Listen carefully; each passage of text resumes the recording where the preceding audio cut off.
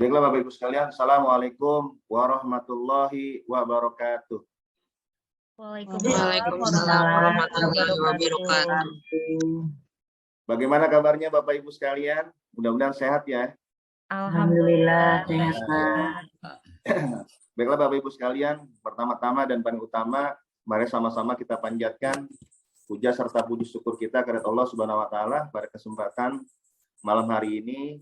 Selamat malam buat semuanya, dan juga mudah-mudahan kita diberikan kesehatan Bapak Ibu, dan juga diberikan rezeki. Ya, mudah-mudahan pada kesempatan kali ini Bapak Ibu sekalian kita bisa mendengarkan dari dua narasumber. Yang dua narasumber ini memang kalau bisa dibilang ketua-ketua MGMP, baik itu MGMP SMP maupun MGMP SMA. Dan juga insya Allah dari undangan yang sudah disebarkan akan hadir juga Bapak Kasudin Pendidikan Wilayah Jakarta Selatan 1, yaitu Bapak Slamet. Dan kebetulan Bapak Slamet malam ini ada kegiatan rapat, tapi dia menyampaikan bahwa akan bergabung kalau sudah selesai rapat. Baiklah Bapak Ibu sekalian, untuk kesempatan pada malam hari ini kita akan membahas mengenai dua hal. Yang pertama mengenai bullying, kemudian yang kedua yaitu mengenai coaching. Jadi kalau Bapak Ibu sekalian mungkin bullying sudah sering mendengarnya, dan bahkan mungkin di sini banyak guru BK nih, guru BK, karena memang webinar ini yang mengisi, yang kemudian yang sharing adalah guru BK. Kayaknya sebagian besar nih guru BK di SMP maupun di SMA. Tapi sebenarnya untuk materi bullying dan juga coaching ini sebenarnya memang materi yang umum, yang siapa saja bisa mendengarkan ya, sebagai wawasan penambah wawasan kita, dan juga mudah-mudahan bisa membantu kita bagaimana memahami dan juga melejitkan potensi anak yang ada di sekolah-sekolah kita. Baiklah Bapak Ibu sekalian, sebelum kita mulai, marilah sama-sama kita buka kegiatan webinar ini dengan kita membaca lafaz basmalah. Bismillahirrahmanirrahim. Untuk selanjutnya, sebelum kita mulai Bapak Ibu sekalian, mari kita dengarkan lagu Indonesia Raya yang mudah-mudahan bisa menambah rasa nasionalisme kita sebagai guru-guru yang ada di Indonesia, khususnya di DKI Jakarta. Itu mari sama-sama kita dengarkan dengan baik.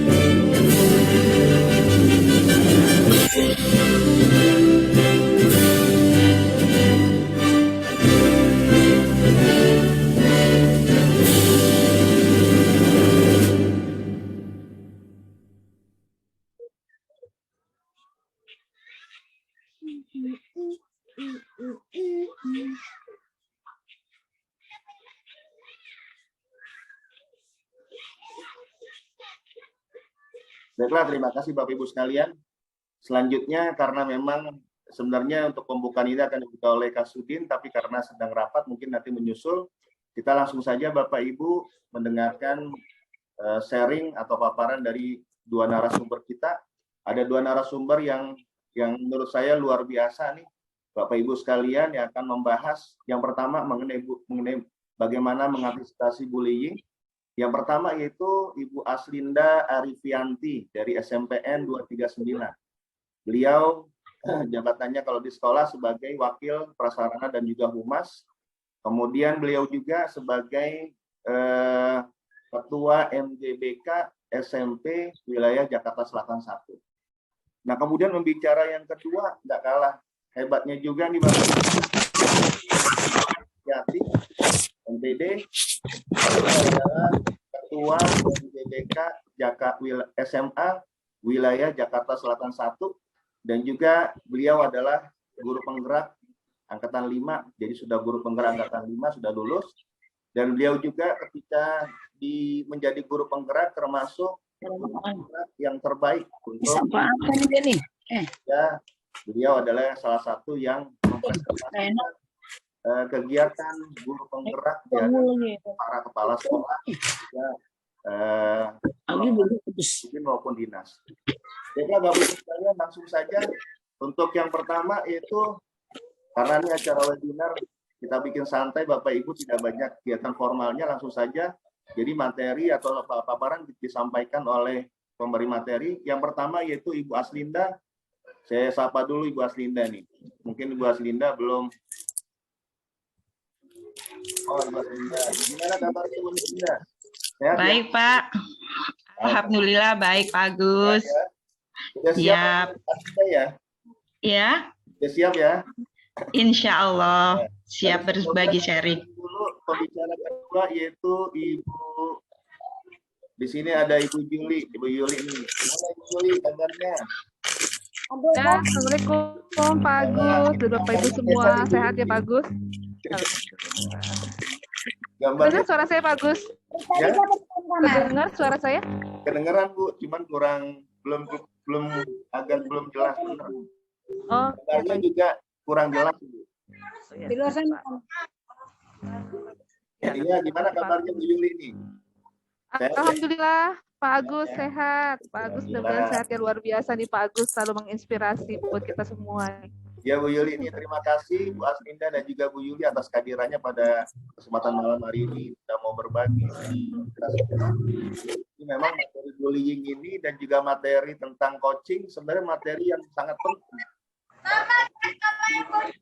Kalau ibaratnya di sekolah-sekolah mungkin sering banget kita mendapati mengenai bullying ini, baik itu terjadi bagi anak-anak yang laki-laki maupun anak perempuan, baik itu di dunia nyata maupun di dunia maya.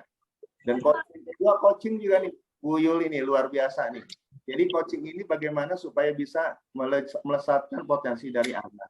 Tapi memang nanti Bu Yuli ini yang lebih paham dan juga akan lebih mendalam membahas tentang coaching. Yang sebenarnya materi coaching ini adalah dari kekuatan kurikulum merdeka. Jadi ciri-ciri kurikulum merdeka salah satu selain P5, kemudian pembelajaran diferensiasi, pembelajaran sosial emosional, ada juga coaching nih yang mungkin jarang dibahas. Ya, terima kasih Bu Yuli dan Bu Aslinda.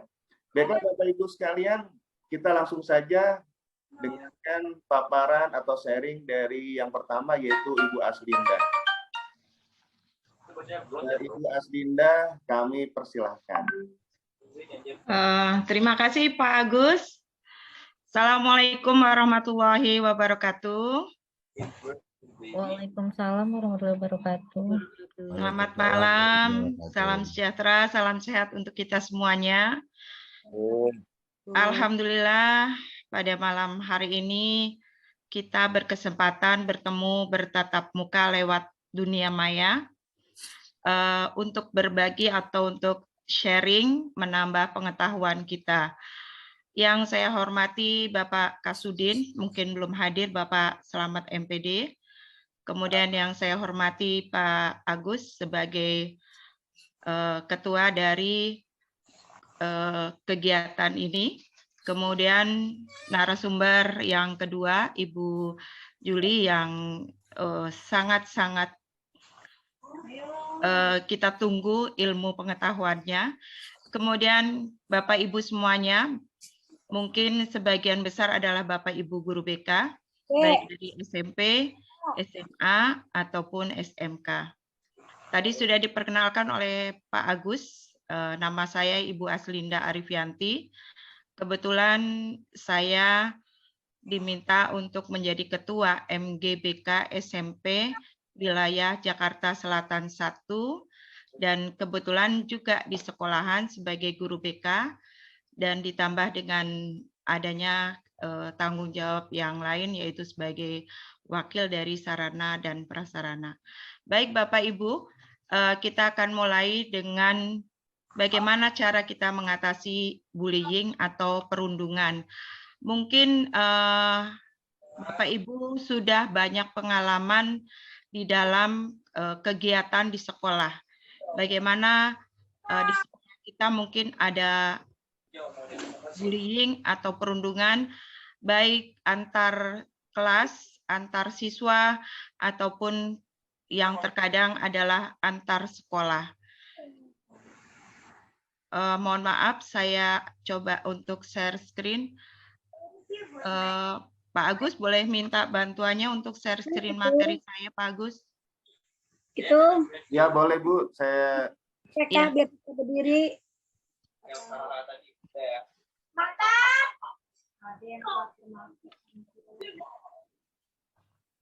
sudah Bu. Ya. Ya. Buat jalan-jalan kan di hutan. Oh, I'm all done. Oke. Boleh dimaksimalkan saja, Pak Agus? Gimana? Ya. Bagaimana kita mengatasi bullying atau yang sekarang sering kita dengar istilahnya perundungan. Bullying itu dapat terjadi pada semua orang dan dapat juga dihentikan oleh semua orang. Mungkin kita bisa menjadi korban bullying ataupun kita bisa menghentikan bullying itu sendiri. Ya. Next, bullying itu sendiri adalah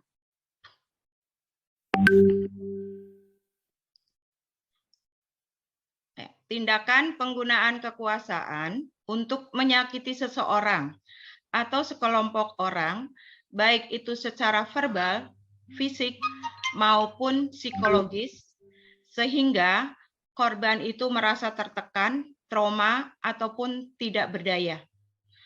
Ini menurut Sejiwa tahun 2008.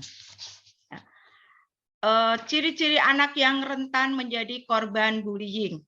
Nah, Bapak Ibu mungkin bisa melihat ciri-ciri ini.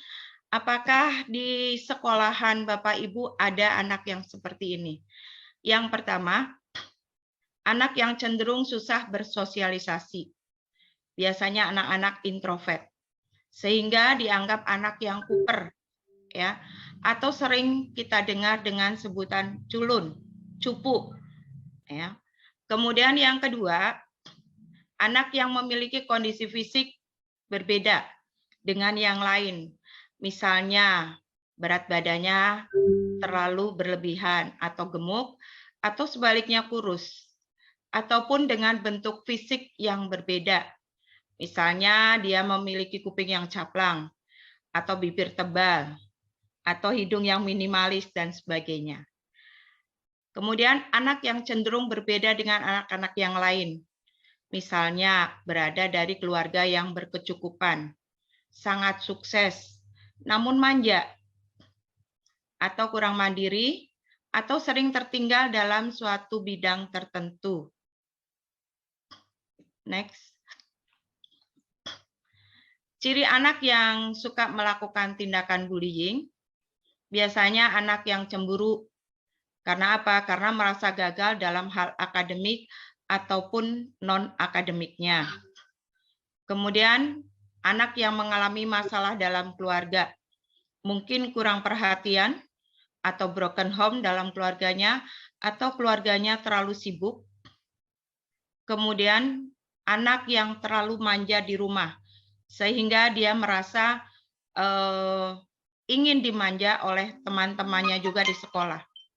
Kemudian anak yang ingin mendapat pengakuan, biasanya karena di rumah kurang dapat perhatian. Kemudian anak yang sakit hati, karena secara psikologis merasa kalah bersaing dengan sang calon korban bullying. Biasanya merasa terjadi persaingan, mungkin persaingan secara fisik ataupun secara finansial.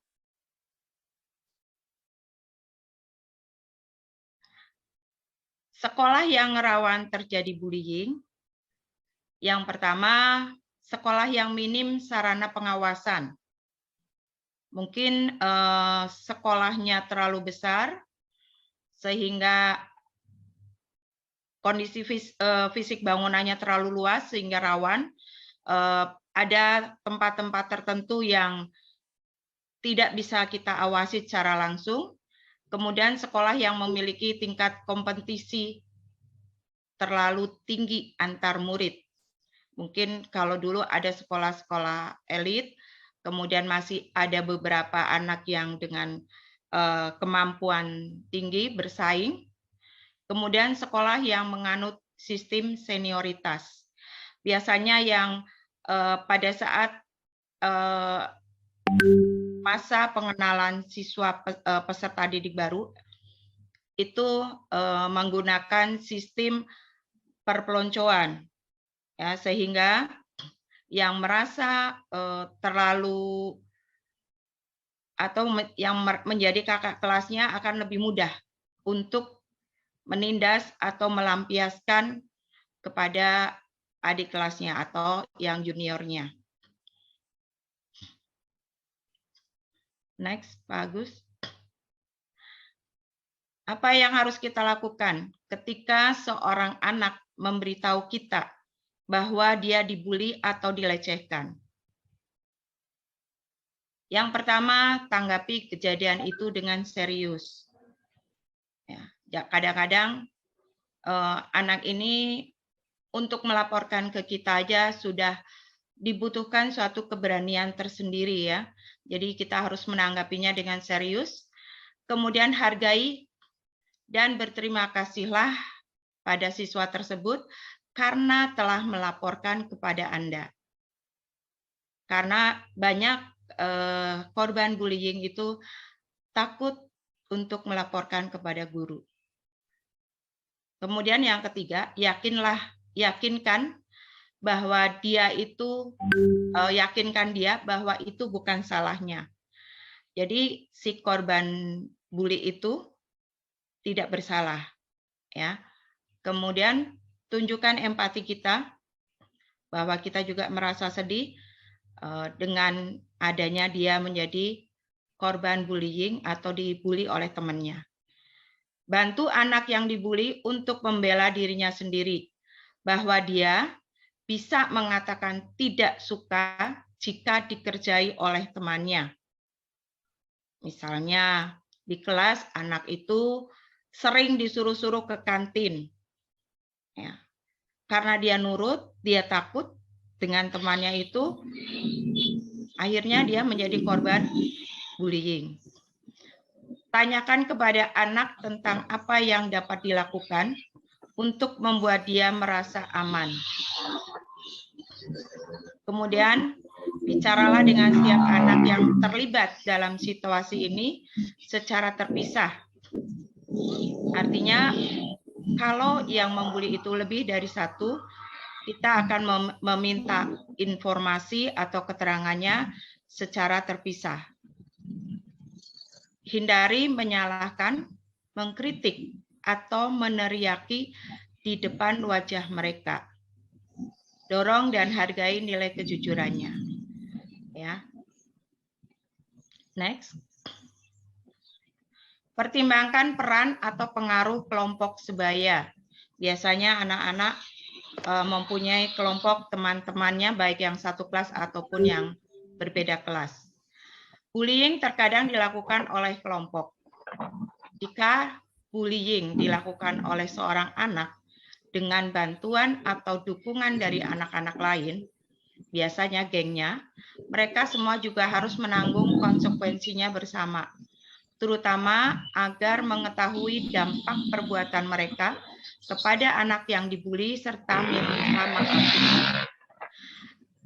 Kadang satu anak itu dibuli tidak hanya dengan satu anak, tetapi yang membuli tadi mempunyai geng atau kelompok, sehingga kelompoknya atau gengnya itu ikut-ikutan membuli. Nah, dalam hal ini kita pun menyelesaikannya tidak hanya satu anak tersebut, tapi semua anak yang terlibat dalam pembulian ini.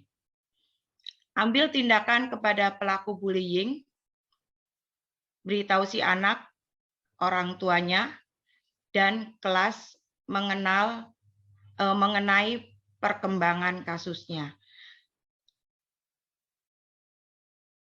Akan tetapi tetap menghormati semua pihak. Biasanya kalau ada kasus bullying, Bapak Ibu, terutama guru BK pasti akan melibatkan orang tua.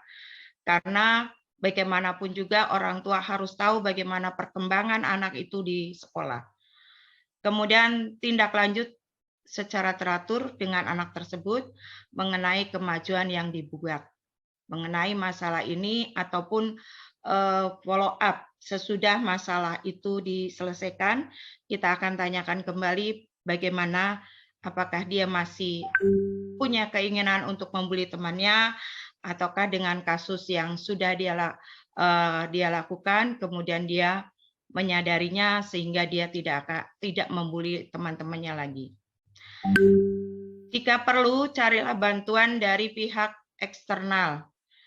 Ketika kita menghadapi masalah yang parah atau signifikan yang tidak kita ketahui cara mengatasinya, bisa kita laporkan kepada guru konseling sekolah lain atau pekerja sosial, atau kalau perlu kita bisa kolaborasi atau kita diskusikan dengan psikolog, atau mungkin kita perlu menghubungi telepon pelayanan sosial atau TEPSA. Ya, itu bisa kita hubungi untuk kita jika kita mengalami kejadian bullying yang menurut kita sulit untuk kita hadapi. Next, Pak Agus. Bagaimana cara menghadapi anak-anak yang menjadi pelaku bullying? Kalau tadi korbannya, kalau sekarang pelakunya. Ya. Yang pertama, dengarkan cerita versi mereka. Kadang versi korban bullying dengan versi pembulinya itu atau pelaku bullying kadang berbeda. Kita tidak langsung menghakimi dari pelaku bullying. Kemudian soroti pelaku yang tidak pantas dan tidak dapat diterima, dan ingatkan mereka akan aturan ataupun pedoman anti-bullying yang sudah dibuat di sekolah ataupun di kelas. Bantu mereka dengan memahami alasan di balik perilaku bullying mereka, seperti apakah mereka punya masalah di rumah, atau kurangnya perhatian, atau pengalaman bullying sebelumnya. Biasanya anak yang pernah dibully, ada kemungkinan dia pun akan membuli temannya yang dirasa lemah. Tunjukkan empati dan kasih sayang dengan membagikan perasaan anak yang dibully. Kita menceritakan kepada pelaku pembuli bahwa ini loh anak yang dibully perasaannya seperti ini. Atau kita tukar posisi bagaimana seandainya kalian yang menjadi korban bullying. Supaya anak benar-benar bisa merasakan bagaimana perasaan dari korban yang dibully. Kemudian terapkan konsekuensi tertentu untuk membantu mereka belajar dari situasi ini. Konsekuensi yang diberikan harus berhubungan dengan kesalahan mereka. Tetap menghormati anak sebagai pelaku, masuk akal dan logis, serta dapat diterima untuk mengajarkan anak agar berperilaku lebih baik lagi. Next.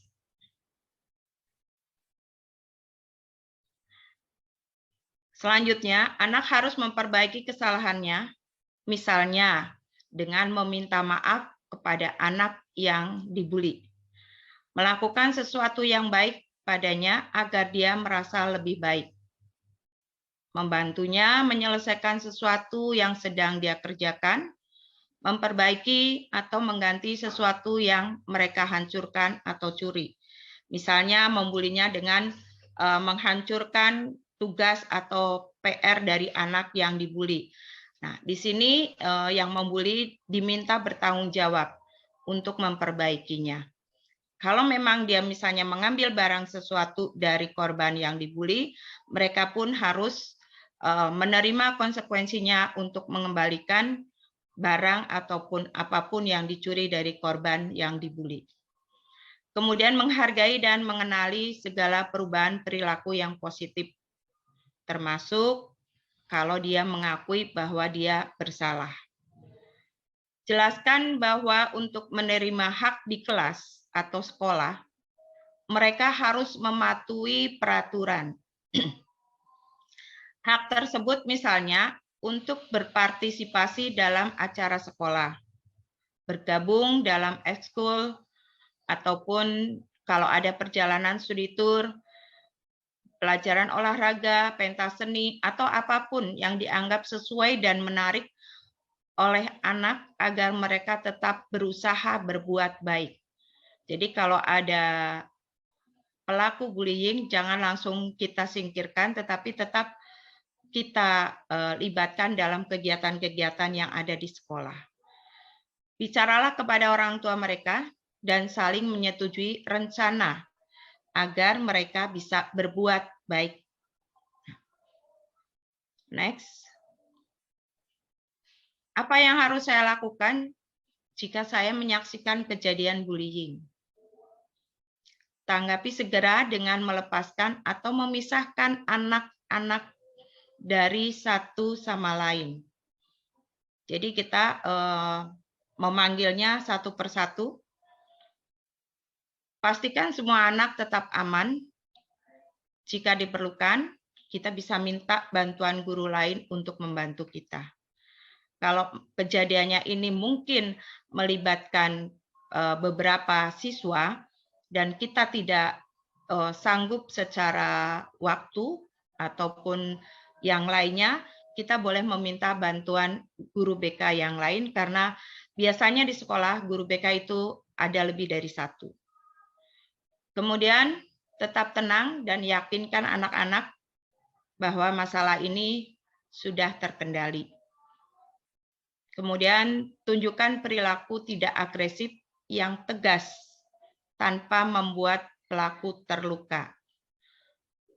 Ya, jadi kita tetap tegas, tetapi tidak menjadikan pelaku itu sakit hati. Next.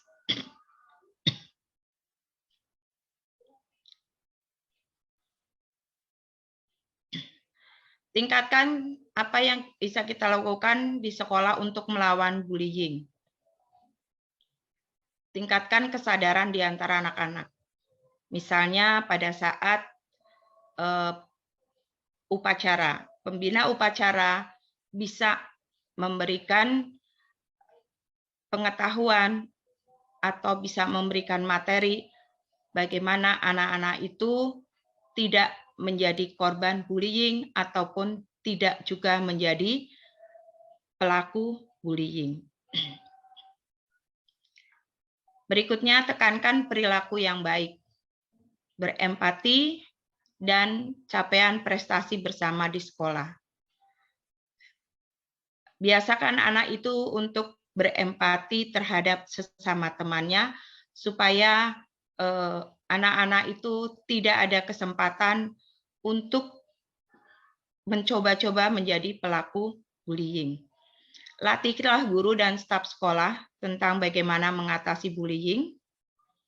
Jadi mungkin untuk masalah bullying ini bukan tanggung jawab dari guru BK saja, tetapi kita bisa mencoba memberitahu guru ataupun staf sekolah lain bagaimana cara kita mengatasi bullying. Kemudian libatkan orang tua dan siswa dalam meningkatkan kesadaran dan cara mengambil tindakan yang disepakati terhadap bullying. Mungkin pada saat kita mengundang orang tua, sosialisasi program sekolah ataupun sosialisasi yang lainnya, kita juga bisa memberikan pengarahan atau kita bisa melibatkan orang tua untuk bersama-sama meningkatkan kesadaran dan mengambil tindakan yang kita sepakati supaya tidak terjadi bullying di sekolah kita.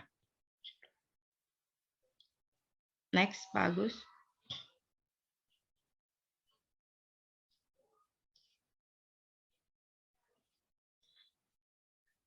Oke, bagaimana peran kita sebagai pendidik untuk mencegah bullying?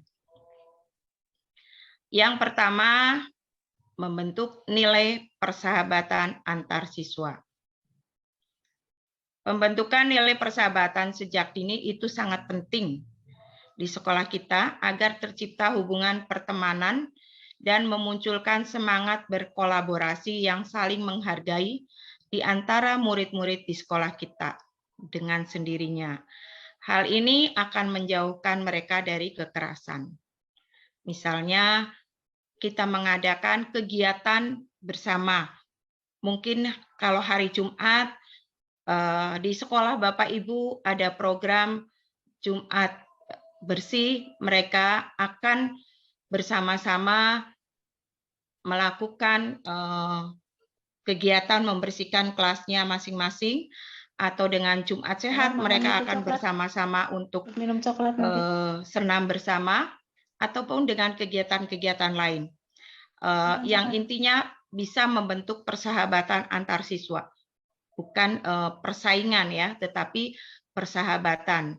Atau mungkin setelah ulangan umum semester, biasanya di sekolah itu diadakan kelas meeting atau lomba antar kelas. Next. Memperdayakan siswa untuk memiliki jiwa sosial, aktif, dan berprestasi. Bullying itu sering dikaitkan dengan ego seseorang untuk mendapatkan sebuah pengakuan akan eksistensi dan dominasi dalam komunitasnya. Jadi dia ingin dihargai bahwa dialah yang sebagai ketua atau kepala gengnya.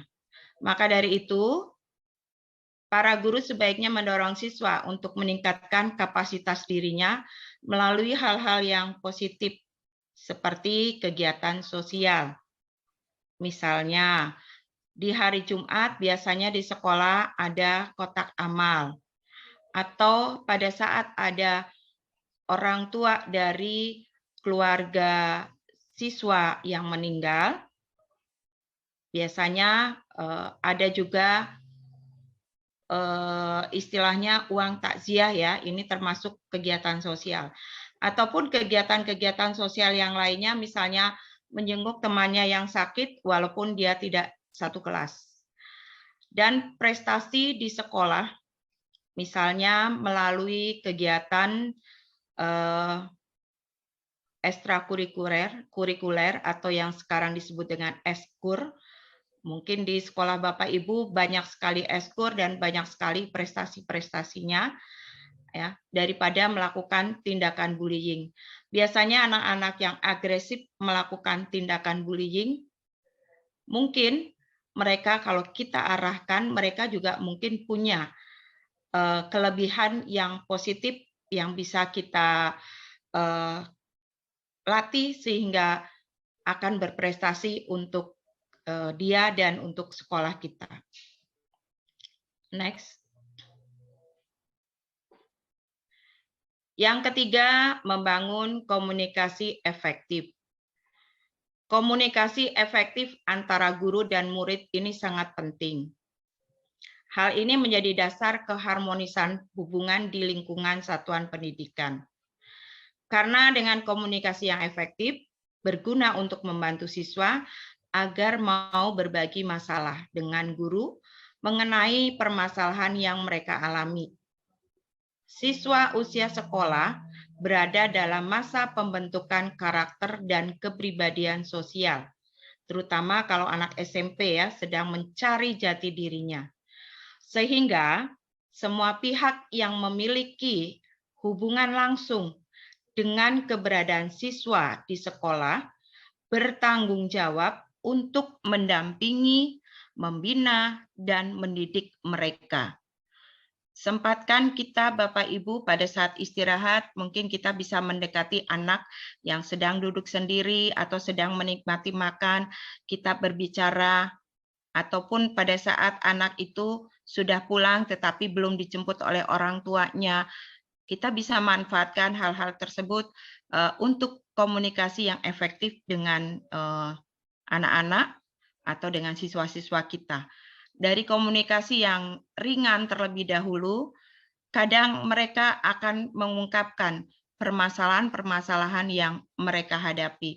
Kalau kita sebagai guru, kemudian di sekolah kita jarang berbicara dengan anak, kemudian kita memasang muka yang sedikit agak-agak ekstrim atau sedikit killer, ada kemungkinan anak itu akan enggan atau tidak mau berkomunikasi dengan kita. Sehingga kalau mereka punya masalah, mereka akan berusaha untuk mengatasi masalahnya sendiri dan belum tentu masalah itu bisa terentaskan, malah mungkin justru akan membuat masalah yang baru. Next. Demikian Bapak Ibu, materi tentang bagaimana kita mengatasi bullying atau perundungan.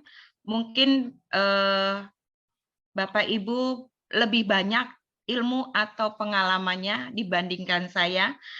Ini hanya yang bisa saya share Bapak Ibu, tetapi kemungkinan semua sekolah itu mungkin anak-anaknya pernah menjadi korban bullying, baik oleh temannya sendiri atau mungkin oleh teman-teman atau anak-anak dari sekolah lain.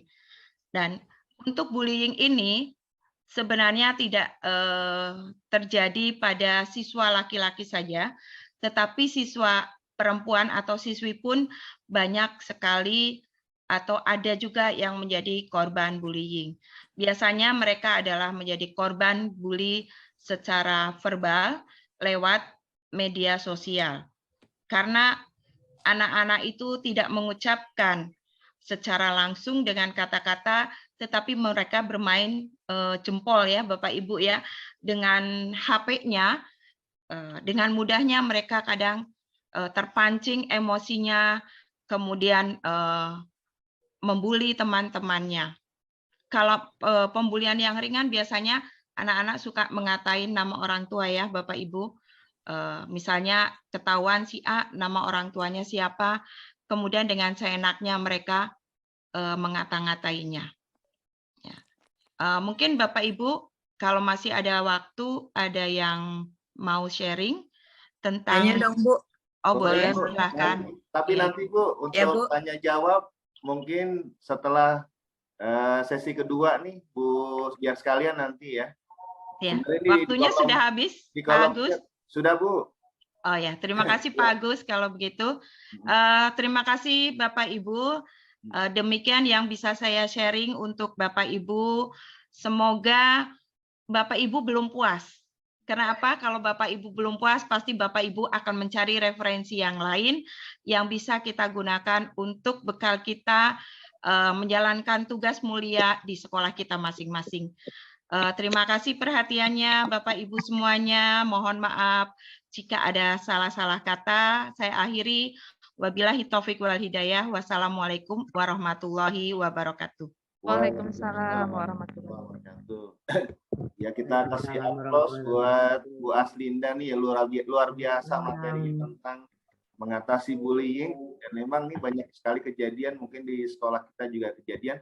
Ini Bapak Ibu Bu Aslinda nih sebenarnya di chat sudah ada yang bertanya nih beberapa orang. Oh gitu Pak. Ya, tapi nanti kali Bu ya kita jawab. Boleh. Jawab setelah Bu Yuli akan menyampaikan materinya, karena biar sekalian nanti kalau pertanyaan ada yang ke Bu Aslinda ataupun ke Bu Yuli.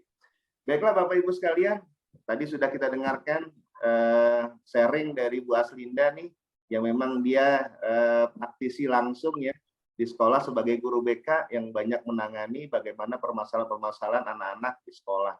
Dan kalau kita tahu sendiri di SMP 239 muridnya lumayan banyak. Ada 1006, Pak. 1006 siswa.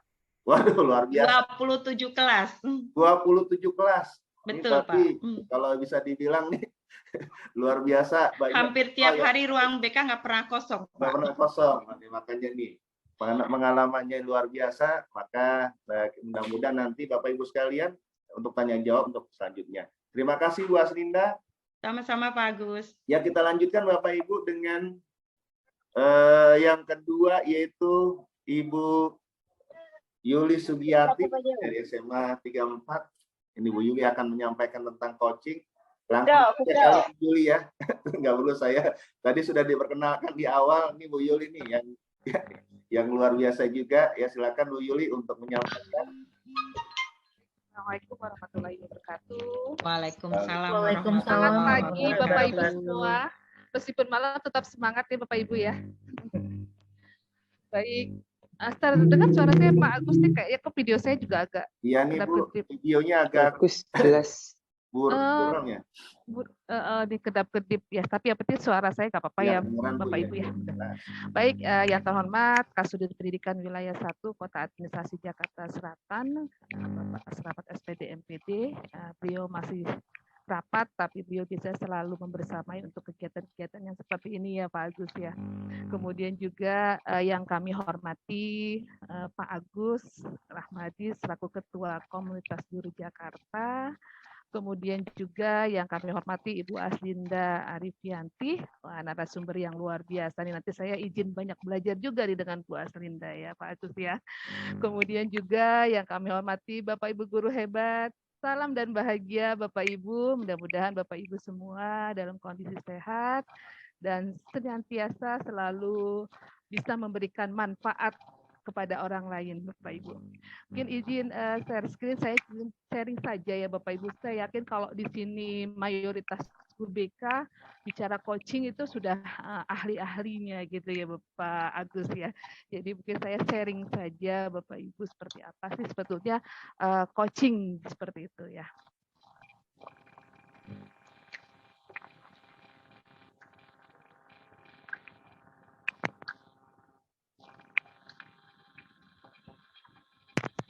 Sudah tampil belum ya Pak Agus ya?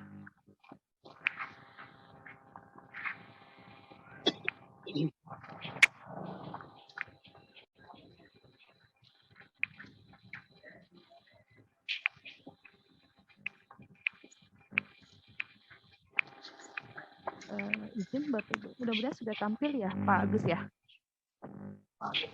Ya Bu. Sudah, ya, baik. Bapak Ibu, ini seperti yang Pak Agus sampaikan bahwa bagaimana kita sebagai guru, baik itu guru mata pelajaran maupun guru BK, mampu melejitkan potensi peserta didik kita. Nah, salah satu yang bisa kita gunakan adalah dengan pendekatan coaching. Ya. Jadi coaching itu sebenarnya tidak hanya dilakukan oleh guru BK, guru mata pelajaran, orang tua pun juga bisa melakukan coaching Bapak Ibu seperti itu.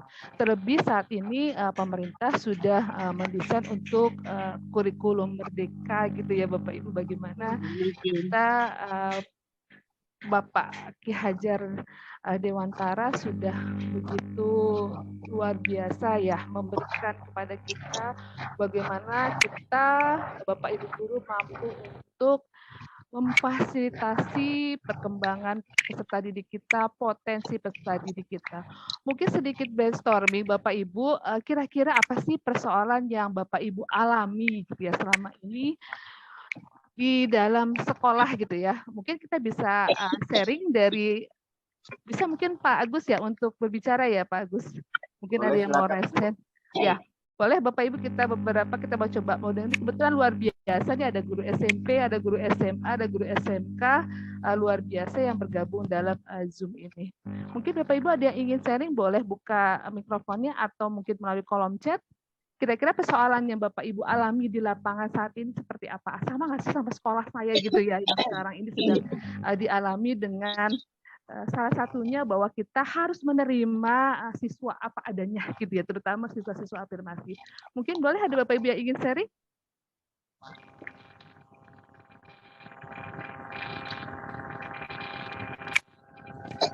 Ibu Rasibah atau Ibu Vincentia? Atau dari kolom chat? Kalau di sekolah saat ini kan di sekolah saya ini kita harus menerima berbagai macam termasuk siswa afirmasi ya Bapak Ibu di antara. Tapi bagaimana siswa afirmasi tadi kita mampu kembangkan dengan potensi-potensi yang mereka miliki gitu Bapak Ibu. Meskipun mereka secara ekonomi mungkin tidak mampu, tapi bagaimana mereka tetap bisa mewujudkan, bisa mengaktualisasikan. Tampilannya ini Bu, nggak pindah Bu. Nggak pindah ya? Oke, baik. Nah, ini adalah persoalan-persoalan yang kita coba hadapin ya Bapak Ibu ya. Belum ya Pak ya? Belum Bu, masih di awal. Belum Bu. Oh, belum. Di tampilannya apa Pak Agus? Masih coaching di depan Bu, tapi di situ ada jendela presenter. Di situ tulisannya jendela ini hanya dapat dilihat oleh Anda.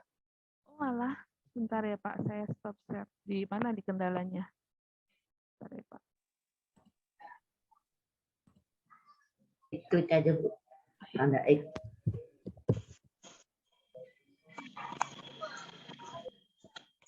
Laptop saya atau gimana ya Pak Agus ya? Sebentar Pak Agus. Saya sudah share di Pak Agus juga sih Pak materinya. Mungkin kalau saya terkendala boleh tolong dibantu ya Pak Agus saya ya. Share Bu ya. Oke deh, Bu. Saya stop share aja berarti ya Pak. Iya Bu. Berarti.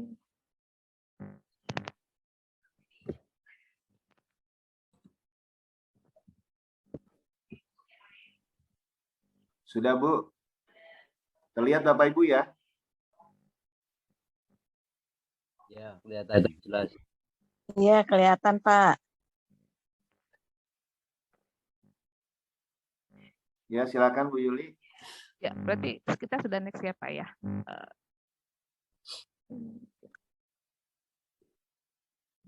Nah, tadi Bapak Ibu, jadi ketika memang persoalan-persoalan yang kita hadapin di sekolah ya, jadi ada persoalan pribadi, misalkan kebanyakan dari siswa kita juga ada yang overthinking gitu ya Bapak Ibu. Nah itu mungkin persoalan-persoalan yang baru, terlebih ketika kita menghadapi dari masa pandemi, kemudian juga kita masuk ke dalam tatap muka, itu pasti banyak persoalan-persoalan yang bisa kita kita hadapin gitu ya prosesnya. Kemudian belum sosial juga, mereka yang memang biasa di rumah untuk belajar secara daring, namun sekarang mereka harus bertatap muka, ternyata juga bisa memberikan pengaruh yang luar biasa kepada peserta didik kita gitu ya Bapak Ibu. Kemudian juga persoalan-persoalan lainnya, terutama untuk belajar, lost learning kita semakin juga banyak gitu ya Bapak Ibu. Kalau kita juga mendengar curhatan dari Bapak Ibu guru mata pelajaran itu bagaimana mereka sekelas yang SMA saja, kami itu penjumlahan dasar gitu ya, penjumlahan, kemudian juga perkalian, pengurangan, itu masih ada yang belum bisa juga Bapak itu juga sebuah persoalan-persoalan gitu. Lalu apakah ini berarti juga kita tidak mempunyai persoalan atau kita tidak bisa menjadikan solusi gitu ya Bapak Ibu. Next Pak. Nah sekarang kita akan coba Bapak Ibu seperti yang sudah disampaikan tadi bahwa bagaimana sih konsep coaching itu sebetulnya ya yang kita coba kembangkan, kemudian juga paradigma berpikir coaching, kemudian kompetensi inti coaching dan coaching dengan alur tirta itu seperti apa gitu ya Bapak Ibu. Memang ini materi yang seperti Pak Agus sampaikan ada materi yang dibahas di dalam pendidikan guru penggerak Bapak Ibu. Next selanjutnya Pak. Nah Ini Bapak Ibu kita mencoba mengambil beberapa definisi gitu ya Bapak Ibu, bahwa seperti Whitmore dalam bukunya yang berjudul Coaching for Performance mengatakan bahwa coaching adalah kunci pembuka potensi seseorang memaksimalkan kinerjanya gitu ya Bapak Ibu. Kemudian juga Grant 1999 bahwa coaching adalah proses kolaborasi yang berfokus pada solusi, berorientasi pada hasil dan sistematis, di mana coach gitu, coach itu bisa juga kita guru Bapak Ibu, kemudian membantu memfasilitasi performa kerja, pengalaman hidup dan diri dan juga pertumbuhan pribadi. Nah, dari dua definisi ini saya cuma menyimpulkan bahwa coaching itu adalah proses kolaborasi antara coach dan coachee untuk mengembangkan potensi tertinggi coachee melalui keterampilan bertanya. Jadi nantinya kita lebih banyak kepada bertanya kepada coachee kita ketika kita menjadi proses.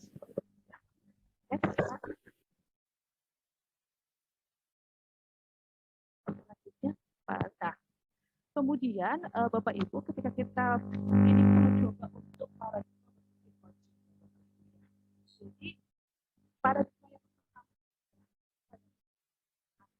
Suaranya Bu kurang jelas. Coaching, halo, ya Pak. Suaranya kayaknya agak kurang jelas Bu. Tapi lanjut Bu, silakan Bu. Ya. Nah, yang pertama adalah fokus pada coachee kita. Jadi ketika coachee di sini bisa siswa kita, bisa juga teman sejawat kita, Bapak Ibu. Jadi artinya ketika Bapak Ibu mendapatkan kesempatan sebagai supervisor gitu di sekolah ya untuk supervisi klinis, kita bisa menggunakan pendekatan coaching ini, Bapak Ibu. Jadi bagaimana kita bisa fokus kepada rekan sejawat kita, kemudian juga kepada peserta didik kita untuk mampu berkembangnya potensi mereka. Kemudian juga yang kedua, paradigma yang kedua adalah bersikap terbuka dan ingin tahu. Sebagai coaching, kita juga berusaha untuk bagaimana kita memiliki sikap yang terbuka menerima kepada siapapun, dan kita rasa ingin tahu kita untuk bagaimana potensi peserta didik kita itu bisa berkembang. Kemudian yang berikutnya memiliki kesukaan gitu ya, memiliki kesadaran diri yang kuat. Kemudian juga mampu melihat peluang baru dan masa depan gitu ya Bapak Ibu. Itu untuk paradigma kita untuk berpikir coaching kepada coaching kita. Jadi ketika kita berusaha untuk ingin tahu, kita kebanyakan dari kita Bapak Ibu guru, kita lebih mudah memberikan label kepada peserta didik kita. Jadi seolah-olah ketika kita sudah memberikan label, tidak ada baiknya untuk peserta didik kita itu. Nah, itu yang harus kita coba rubah di dalam proses coaching ini. Gitu ya. Kemudian juga yang berikutnya juga dalam menerima pemikiran orang lain dengan tenang dan tidak menjadi emosional gitu ya Bapak Ibu. Nah, itu kita juga perlu memiliki keterampilan atau sikap-sikap seperti itu. Kemudian juga rasa ingin tahu tadi kita yang pada diri kita pun juga harus besar terhadap apa yang peserta didik kita miliki gitu untuk kita dia. Nah, dalam hal kesadaran di sini Bapak Ibu, kesadaran diri yang kuat membantu menangkap adanya perubahan yang terjadi pada peserta didik kita gitu Bapak Ibu. Jadi perubahan-perubahan tersebut kita harapannya kita mau menerima mereka dengan kesadaran penuh tanpa emosional gitu ya Bapak Ibu. Nah kemudian yang berikutnya itu mampu melihat peluang baru di masa depan. Jadi basis dari coaching ini adalah bukan berbasis masalah, tetapi adalah berbasis kepada bagaimana berpikir untuk melihat peluang ke depan Bapak Ibu, melihat tahap masa depan. Ketika konseling mungkin kita basisnya adalah masalah ya Bapak Ibu ya. Tapi ketika coaching ini, itu yang kita kedepankan adalah bagaimana melihat masa depan. Bagaimana melihat solusi. Ketika teman kita misalkan curhat kepada kita, gitu, teman sejawat kita. Nah kita bisa melakukan, seperti saya ambil contoh, kita di masjid, saya ada guru mata pelajaran yang curhat gitu ya kepada saya, dia mengatakan kok di kelas ada yang tidak bisa jumlah-jumlahan. Saya dengarkan saja, tapi pada saat itu kita bilang, lalu apa yang bisa Ibu lakukan untuk kelas itu dan kepada peserta didik itu? dia mengatakan bahwa oh berarti aku bisa dong memberikan tidak sesuai dengan yang pada umumnya normal. Yes, itu termasuk bagaimana kita bisa memberikan sesuatu yang bisa bermanfaat ketimbang ibu misalkan memberikan sin kosinus kalkulus kepada siswa, ternyata siswa tersebut penjumlahan saja tidak mampu gitu. Itu yang saya coba sampaikan kepada guru mata pelajaran tersebut. Selanjutnya, Bapak Ibu, ini ada 3 kompetensi penting dalam coaching yang harus kita miliki, Bapak Ibu. Sebetulnya banyak gitu ya, kan? 3 inilah yang harus kita miliki. Yang pertama adalah bagaimana kita bisa hadir penuh. Nah, ini yang terkadang Bapak Ibu, kita untuk hadir penuh itu rasanya sulit ya. Kadang-kadang kita ketika diajak bicara dengan peserta didik kita atau siswa kita, karena kita sambil main handphone gitu ya Bapak Ibu. Nah itu berarti kita belum bisa untuk menunjukkan hadir penuh kita, termasuk bagaimana sikap kita tuh bisa terbaca oleh peserta didik kita Bapak Ibu. Jadi ketika kita hadir penuh pasti ada rasa nyaman gitu ya. Nah ini salah satu saya ambil contoh ketika saya berhadapan dengan, mohon maaf mungkin dari segi saya sudah izin ambil foto mereka, dari segi pertama adalah ini mereka adalah siswa-siswa afirmasi saya Bapak Ibu. Jadi mereka dengan berbagai, tapi mereka punya semangat, itu yang saya coba bangkit. Tapi ada juga yang sudah patah semangat dalam artian ya udahlah aku mau ngapain, aku juga nggak mungkin kuliah dan sebagainya. Nah disitulah kita punya peranan penting Bapak Ibu, bagaimana membangkitkan semangat. Saya selalu mengatakan kepada mereka bahwa bolehlah kita miskin dari segi ekonomi, mohon maaf, tapi semangat itu tidak pernah boleh miskin. Saya katakan seperti itu. Karena banyak 1000 cara kita bagaimana kita mampu mengembangkan. Kalau tidak kalian, karena saya kebetulan di sekolah menengah atas ya Bapak Ibu, jadi sepertinya bahwa mereka itu sudah berpikirnya nggak mungkin kuliah lah seperti itu gitu. Tapi ketika saya bilang bahwa punya kemampuan untuk bisa melanjutkan. Nah kemudian Bapak Ibu, kompetensi yang berikutnya adalah kita mampu mendengar aktif. Mendengar aktif itu seperti apa Bapak Ibu? Mendengar aktif tidak hanya mendengar, tapi juga bisa dalam bentuk kita menganggukkan kepala kita gitu ya. Kemudian juga kemudian merespon dengan dorongan-dorongan minimal gitu ya. Iya, lalu selanjutnya, nah itu bisa kita lakukan Bapak Ibu, itu adalah sebuah contoh mendengar aktif. Nah, kemudian terkadang hambatan-hambatan kita dalam mendengar aktif itu biasanya disebabkan oleh asumsi Bapak Ibu. Kita cenderung sudah berasumsi kepada peserta didik kita yang berbicara kepada kita Bapak Ibu. Jadi karena mungkin dia, oh ya itu dia biasa lah, pasti terlambat gitu. Nah itu harus kita coba hilangkan Bapak Ibu ketika kita memang akan menjadi pendengar aktif. Karena kalau kita sudah punya asumsi tertentu, pasti sudah tidak sehat lagi dalam proses coaching kita. Kemudian juga labeling tadi yang seperti saya sampaikan, jika memang label sudah ada, maka tidak akan terjadi sebuah proses. Nah, kemudian Bapak Ibu, lalu seperti apa sebetulnya ciri-ciri untuk pendengar aktif? Nah, itu bisa kita ungkapkan dengan intonasi kita atau retorika bicara kita, Bapak Ibu, atau kita mengulang kembali dari statement kalimat terakhir yang disampaikan oleh peserta didik kita. Bahkan sebagai istilah mendengar aktif, Bapak Ibu.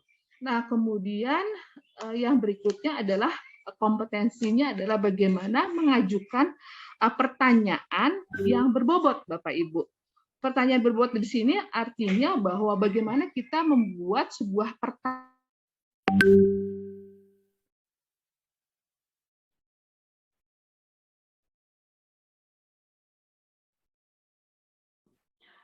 Suaranya hilang, Bu. Suaranya goib nih, hilang nih.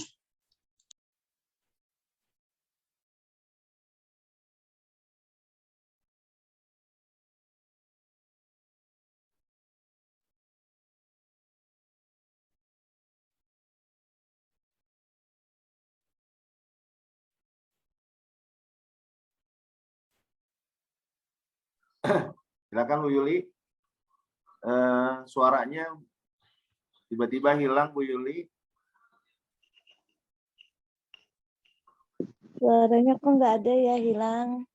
Kayaknya gangguan kali Pak Agus. Itu Bu Yuli kan rumahnya di Bekasi. Gangguan sinyal ya. Oke nih Bapak Ibu. Iya. Saya stop dulu share screen. Hilang. Jadi Bapak Ibu, karena Bu Yuli juga kayaknya keluar dari Zoom ya. Jadi kita langsung saja nih ada pertanyaan kepada Bu Asrinda. Sementara Bu Asrinda menjawab dulu pertanyaan ini Bu Asrinda ya. Ini ada pertanyaan di kolom. Saya dong Pak, mau nanya Pak. Ya, Pak Agus. Ya Bu Asrinda, ini ada pertanyaan di kolom chat. Kita jawab dulu ya sambil kita tunggu Bu Yuli.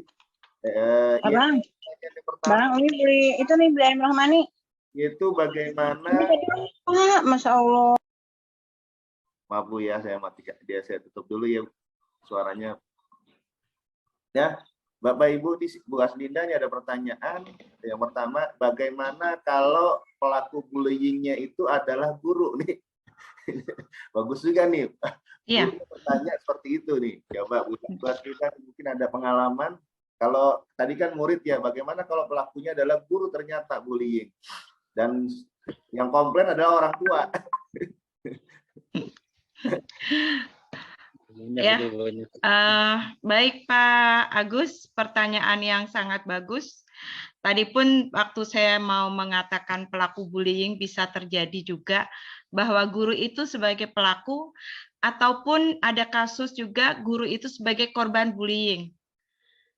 Ya, kalau pertanyaannya tadi bagaimana kalau pelaku bullying ini adalah guru itu sendiri dan yang komplain pasti orang tua, nggak mungkin anak itu yang komplain ya Pak Agus ya. Ya, oke. Bapak Ibu, saya pernah punya pengalaman bahwa ada orang tua yang komplain karena tindakan salah satu guru dan orang tua itu ingin langsung ketemu kepala sekolah. Tetapi saya mengatakan silahkan Bu, kita bicarakan dulu. Ya. Jadi kita bisa bicarakan Bapak Ibu, andai kata ada teman kita, mohon maaf, yang mungkin pemikirannya sedang banyak ya Pak Agus ya, atau mungkin sedang lelah fisiknya, sehingga kadang kelepasan melakukan tindakan secara fisik kepada peserta didik. Nah, kita temui orang tua itu, kita ajak duduk bersama, kita jelaskan bahwa guru itu adalah orang tua. Jadi andai kata guru itu melakukan tindakan secara fisik, mungkin saja hal itu dilakukan karena sudah berulang kali anak itu sudah diperingatkan, tetapi justru dia melawan ke guru itu sendiri. Dan tentunya kalau kita sudah menyelesaikan berbicara dengan baik dengan orang tua dari si siswa tersebut, kita pun mencari situasi yang tepat untuk berbicara juga dengan teman kita yang mohon maaf dalam tanda kutip melakukan bullying. Supaya apa? Supaya tidak terjadi lagi. Dan ini mungkin saja tidak hanya terjadi di sekolah saya. Di sekolah Bapak Ibu juga mungkin pernah ada kejadian seperti ini, orang tuanya datang marah-marah karena anaknya diperlakukan tidak nyaman, entah dibully secara fisik ataupun dibully secara verbal dengan kata-kata yang menyakiti anak tersebut. Intinya bahwa bullying itu mungkin saja pelakunya adalah diri kita atau guru itu sendiri. Maka dari itu kita bersama-sama menyadari bahwa bullying dalam bentuk apapun itu pasti akan melukai, baik melukai fisik ataupun melukai mental dari peserta didik itu sendiri. Ya, itu saja Pak Agus, mungkin jawaban saya, atau mungkin ada teman yang punya pengalaman yang sama dengan saya mau menambahkan, silahkan. Baik Bu Yuli, terima kasih. Bu Aslinda, terima kasih. Tadi ada yang mau bertanya nih Bu Aslinda, cuman karena saya bacakan pertanyaan, boleh Bapak atau Ibu nih, Bu Komaria, ingin bertanya? Iya. Silakan Bu Silakan, Bu. Komaria. Saya Bu Komaria dari SMP 20, mau tanya Pak. Saya pernah mengalami ada anak curhat ke BK, dia nangis-nangis mengalami bully oleh orang tua Pak. Setelah kita dengarkan curhatannya, tapi anak itu nggak mau kita tindak lanjuti dengan ke orang tuanya. Kan kalau dibully sama orang tua, kalau tidak kita ajak bicara orang tuanya kan nggak mungkin ya Pak. Anak ini tidak menginginkan itu terjadi Pak. Jadi saya merasa seperti ada ketidakpuasan dalam menangani anak Bu Aslinda. Itu bagaimana ya Bu Aslinda baiknya? Sementara saya mendengar ceritanya itu sangat menyedihkan sekali, bullying yang dilakukan ibunya kepada anaknya. Kalau tidak dihentikan kan dia pasti menderita sekali gitu Bu. Itu bagaimana ya Bu Aslinda sebaiknya saya untuk menindaklanjuti kasus anak saya ini? Ya, terima kasih Ibu Komaria dari SMP 20. Iya, Jakarta Timur ya Bu ya, SMP 20. Iya, pertanyaan yang bagus Ibu. Saya juga pernah mengalami hal yang sama dengan Ibu. Makanya tadi Ibu cerita saya agak merinding Bu, karena saya juga mengalami sampai anak itu nangis di pundak saya biarkan mereka mengeluarkan unek-uneknya sampai menangis, sampai mereka lega ya Bu. Memang kadang-kadang ada siswa kita yang dibully oleh orang tuanya, tetapi tidak mau kita panggil orang tuanya. Karena menurut anak itu, kalau nanti orang tuanya dipanggil, maka ada kemungkinan orang tua itu makin ganas dengan anak itu Bu. Benar Bu. Nah, sebagai guru BK, kita kan sudah menawarkan kepada anak tersebut Bu, bolehkah kita bicara dengan orang tua kamu? Kalau memang anak itu tidak menghendaki, kita tidak bisa memaksakan Bu. Cukup kita menerima curhatan aja. Gitu Saya katakan dengan anak itu, nak, kalau terjadi apa-apa, silahkan. Pundak ibu siapkan untuk kamu. Anggap ibu ini adalah ibu kamu. Jadi apapun permasalahan kamu di rumah, silahkan curhat dengan ibu. Nah, itu sudah cukup untuk mereka merasa lega karena ada tempat mereka untuk berbagi penderitaannya dalam tanda kutip di rumah ya Bu ya. Ya, memang kalau dilihat kepuasan kerja kita kan tidak berhasil. Tetapi tetapi tidak semua permasalahan di BK bisa kita selesaikan Ibu. Apalagi kalau sudah menyangkut orang tua. Benar ya. Bu. Iya, mungkin itu ya Ibu ya. Itu pengalaman saya seperti itu. Jadi kita jangan merasa terbebani bahwa oh kalau gitu saya nggak berhasil dong menyelesaikan masalah. Cukup dengan anak itu curhat dengan ibu, dia merasa lega, dia dekat dengan kita, itu mungkin sudah cukup untuk mereka. Gitu Ibu. Ya, terima kasih pertanyaannya Ibu. Sama-sama Ibu, terima kasih Bu Komaria. Bu Aslinda. Izin bertanya. Mohon maaf Ibu, kebetulan Bu Yuli hadir lagi. Nanti Bu Siti Rohma ya. Ini kebetulan tadi pembicara kita sudah hadir lagi nih. Oh iya, baik. Silakan sudah Pak nanggung Agus. tadi setengah jalan. Iya, silakan Pak Agus dilanjut. Siti Rohma bisa bertanya setelah Bu Yuli karena Bu Yuli. Iya. Pak Agus nggak apa-apa Pak Agus, lanjut lagi seru tanya jawabnya malah lebih bermakna. Ini karena pembicara, silakan Bu Siti Rohma. Baik, terima kasih ya Pak atas kesempatannya. Assalamualaikum warahmatullahi wabarakatuh. Waalaikumsalam warahmatullahi wabarakatuh. Ya, terima kasih kepada Pak Agus sebagai moderator dan juga kepada Ibu narasumber ya. Kebetulan nih kita kan kumpul ya sebagai kesiswaan ya di sini. Kayaknya seru banget nih Bu. Masalahnya kita sedang menghadapi anak PJJ ya Bu, mantan PJJ gitu ya. Jadi kita kan dituntut untuk tidak menyakiti anak, untuk tidak keras sama anak. Istilahnya kita benar-benar sekolah ramah anak gitu ya. Betul. Cuman kan kita tidak bisa menyamakan karena apalagi sekolah yang berada di kita kan istilahnya udah zonasi ya. Kalau zonasi itu kita lihat apalagi kebetulan saya lokasinya itu kan di rel ya, terus pasar. kita harus mendidik anak itu kalau misalkan terus lembut, ini sekarang kasus yang kita alami itu ya, kita kan dituntut kesiswaan, ada anak tawuran, ada anak merokok, ada anak nongkrong, itu kita dituntut tidak boleh seperti dulu ya. Kalau dulu zamannya saya waktu dulu masih jadi dulu anak ada bermasalah dengan rambutnya, dengan atribut seragamnya, kita bisa iniin gitu ya. Jadi anak tuh agak takut ya, sehingga tertib, rapi gitu ya. Namun mohon maaf ini kalau untuk saya pribadi sekarang tuh sering berbicara dengan teman-teman, ini gimana ya kita mau menindaklanjuti anak, tapi agak keras tidak boleh. Cuman kadang mohon maaf ya, anak tuh kadang ada anak mungkin yang dikerasin dia bisa merasa ini, karena gini, ada pengalaman, Bu, datang nih alumni, saya dulu sering diiniin Bu gini, alhamdulillah Bu, terima kasih, sekarang saya sudah sadar Bu, saya dulu salah, sekarang saya sudah sukses, makasih Bu.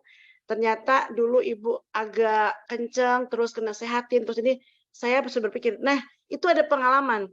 Dan dengan kondisi sekarang nih ya, sekarang itu kita memang diwanti-wantiin ya, harus berhati-hati dalam menindak anak-anak yang bermasalah. Ini bagaimana Bu solusi kita untuk menghadapi kondisi yang seperti ini? Terima kasih Bu. Ya, terima kasih Ibu. Pertanyaan yang bagus.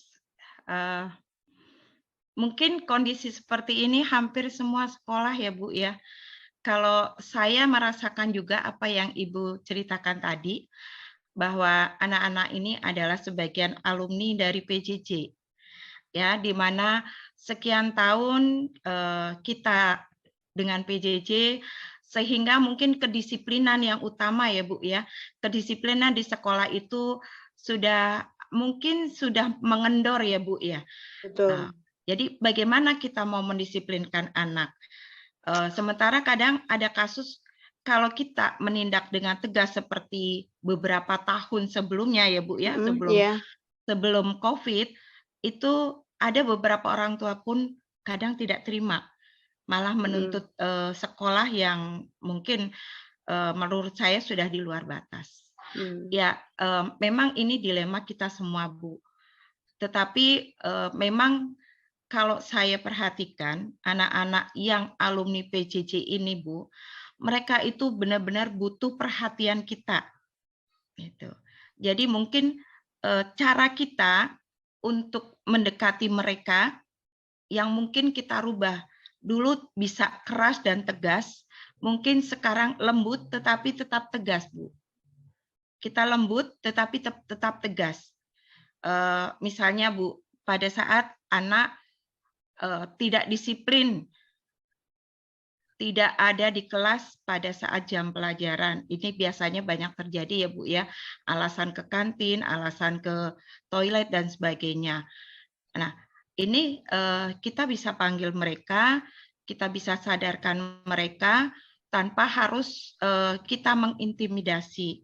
Karena kadang-kadang kalau kita agak keras dikit, anak tidak terima, lapor ke orang tua, lapornya itu dilebih-lebihkan. Akhirnya kita juga Bu sebagai guru yang akan dikomplain oleh orang tua. Ya semoga aja Ibu nanti generasi ini paling tidak 3 tahun ya. Yang SMP mungkin kelas 7, 8, 9 ini akan bisa selesai 3 tahun yang kemudian next mungkin kita akan bisa bicara secara tegas tentang disiplin. Karena saya yakin setiap sekolah pasti punya tata tertib. Dan mungkin saja ada beberapa anak yang memang sengaja ataupun tidak sengaja melanggar tata tertib. Nah, ini memang agak sulit Bu kita untuk menegaskan.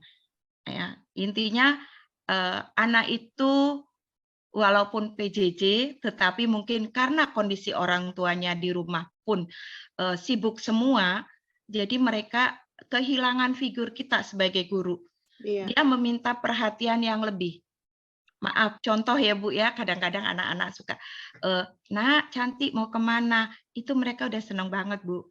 Terus nanti kalau pulang udah dijemput, Ibu saya udah dijemput ya, Bu, dah, peace bye Bu. Ya kita ladenin aja Bu. Padahal itu kelihatannya lebay ya Bu ya, tetapi kita ikutin aja gitu. Karena kalau kita tegas, cutek, atau diem aja, mereka makin jauh dengan kita, Bu. Nah, itu aja, Ibu. Mungkin yang lain ada yang mau menambahkan, silakan. Ya, ini Bu Aslinda nih satu lagi mungkin ya. Ini ada di kolom chat nih. Jadi memang kalau bully fisik, kata-kata sikap mungkin sering kita tangani. Dari Pak Hadi, bagaimana jika bulian dari siswa adalah bully situasi katanya.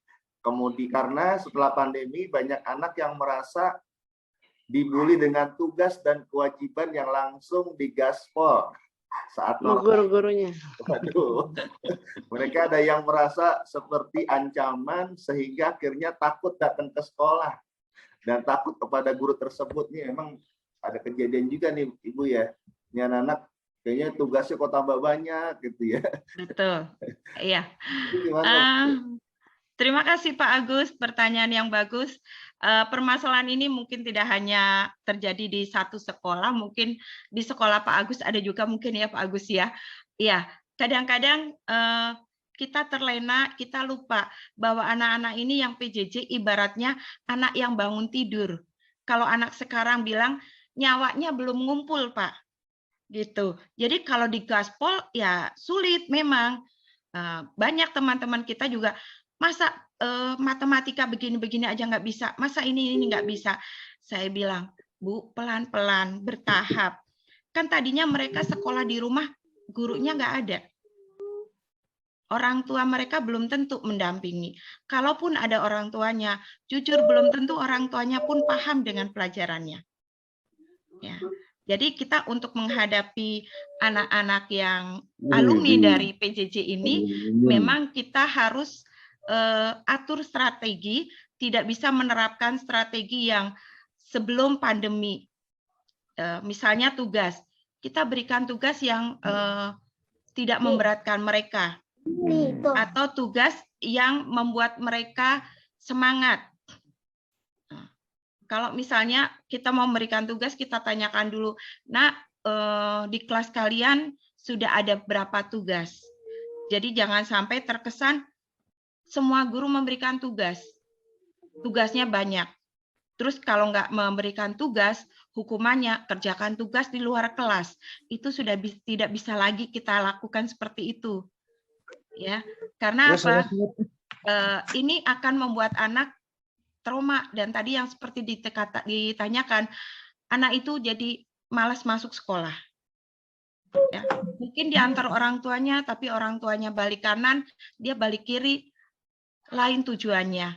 Itu juga nanti justru akan sangat merugikan anak itu sendiri.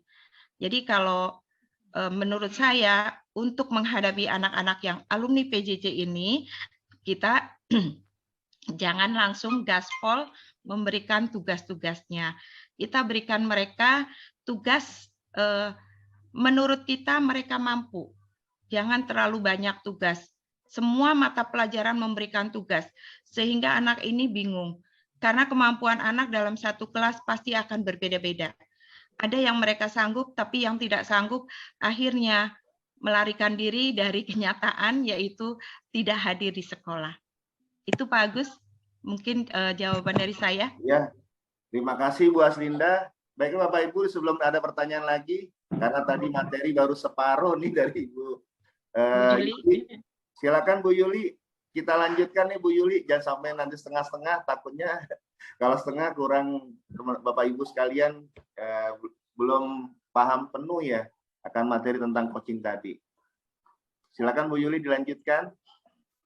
Ya, terima kasih Pak Agus. Saya mohon maaf juga nih Pak Agus, sepertinya mungkin sinyal di saya nggak stabil banget ya Pak. Jadi mungkin suka-suka hilang, tadi sempat hilang juga.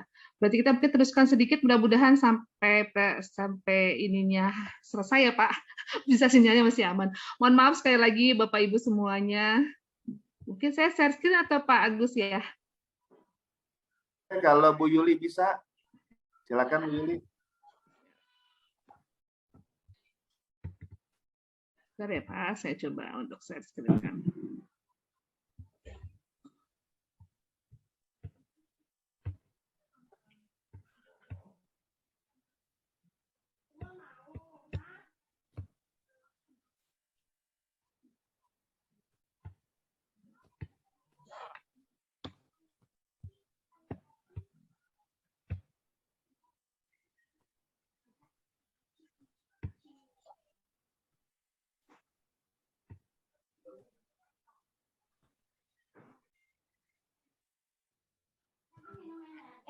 Ya, Bapak itu tadi menarik ya kalau bicara tentang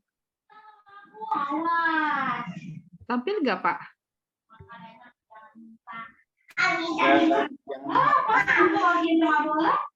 Jendela ini hanya dapat dilihat oleh Anda. Gimana sih? Kalau enggak saya aja Bu, saya bantu. Tadi Pak, saya kok Di stop aja Bu sharing. Saya pakai yang PDF kali ya Pak. Boleh pakai yang PDF Bu.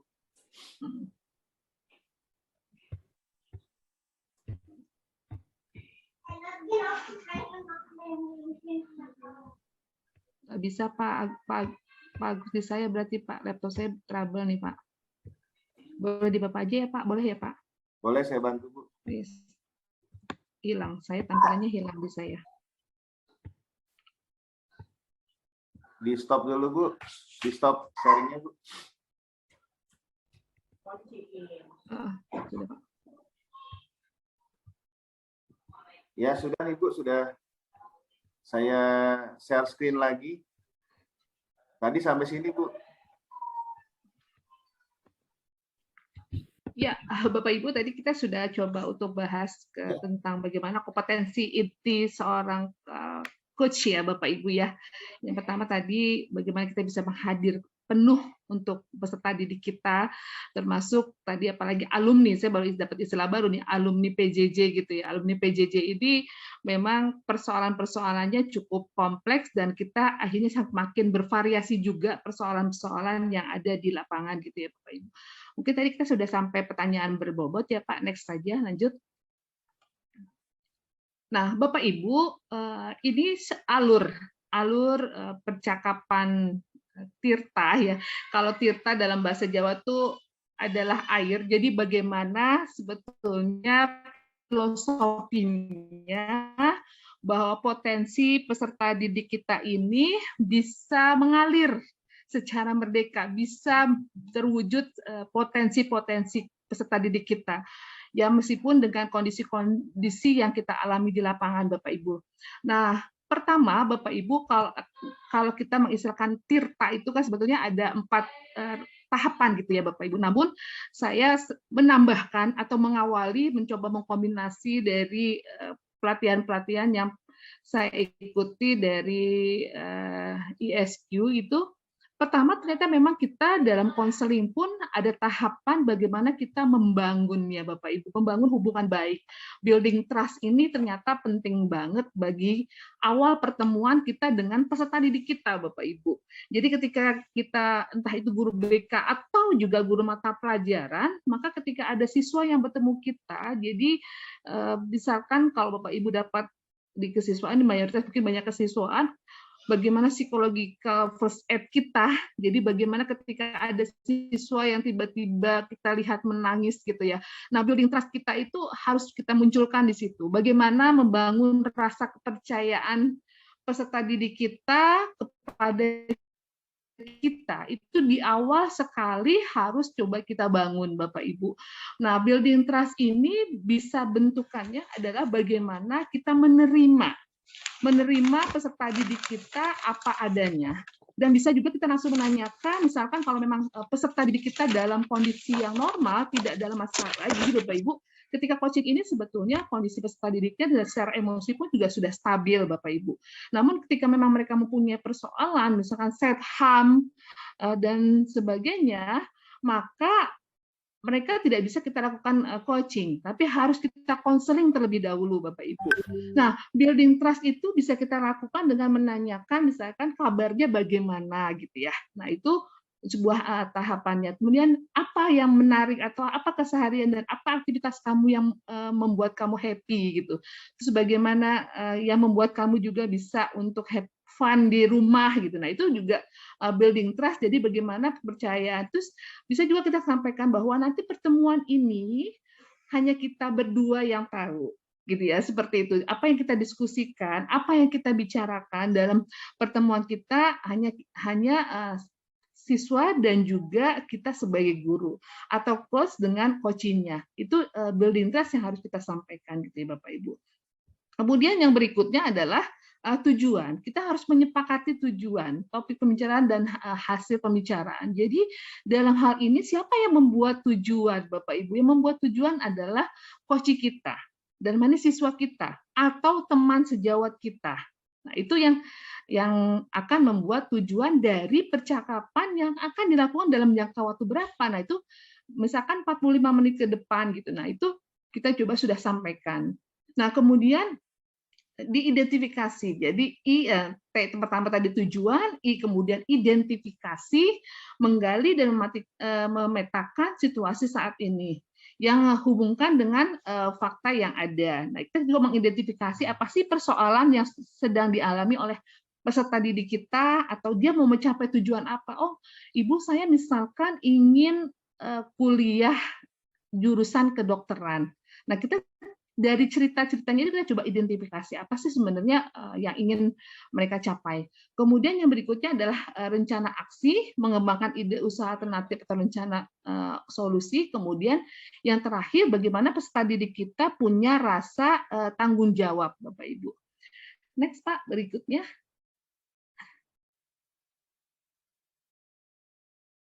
Nah, ini agak ke bawah, Pak, maaf.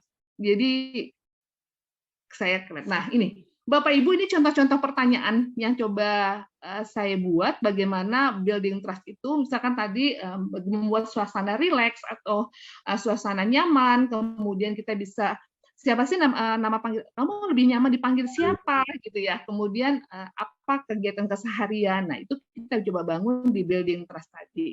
Kemudian tentukan tujuan. Nah, apa rencana pertemuan di sesi kali ini. Jadi ini bisa dilakukan oleh Bapak Ibu guru mata pelajaran ketika memang siswa Bapak Ibu misalkan datang kepada Ibu sebagai guru mata pelajaran, mungkin dia ingin ada sesuatu yang ingin disampaikan, ketika dia mungkin ingin mencoba bagaimana menguasai di mata pelajaran IPA atau menguasai mata pelajaran sosiologi atau pelajaran ekonomi, nah seperti apa. Nah, itu juga bisa disampaikan. Kemudian apa tujuan yang akan kita capai dalam 45 menit ke depan, itu pun yang akan membuat seperti yang saya sampaikan adalah coach kita atau siswa kita.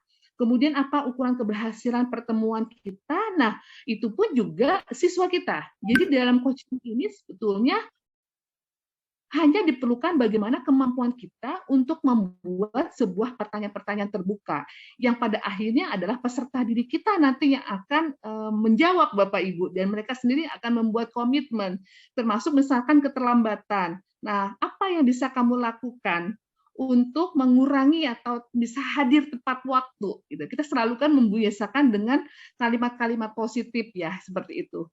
Nah, kemudian kita coba identifikasi misalkan dari skala 1 sampai 10, posisi berapa kondisi saat sekarang ini. Ketika dia tadi mencapaikan, oh saya mau datang bisa hadir tepat waktu jam 6.20 misalkan.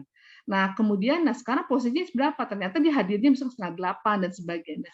Nah, kemudian identifikasi juga apa kekuatan yang dimiliki ketika kamu bisa hadir tepat waktu ke sekolah. Oh iya, saya sekarang sudah dibelikan motor oleh orang tua saya misalkan. Nah, itu mereka lah yang bisa menyebutkan apa kekuatan-kekuatan. Jadi kita sebagai coach, sebagai guru dalam hal ini, bagaimana menggali kekuatan-kekuatan apa yang mereka miliki untuk mencapai tujuan itu.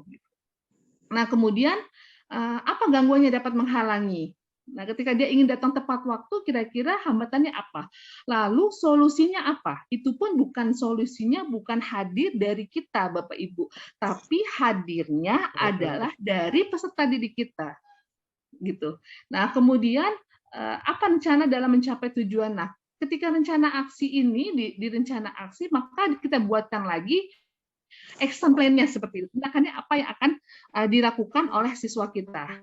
Kemudian strateginya seperti apa dan apa ukuran keberhasilannya yang akan coba dicapai gitu ya. Kemudian contohnya adalah bagaimana mengantisipasi gangguan.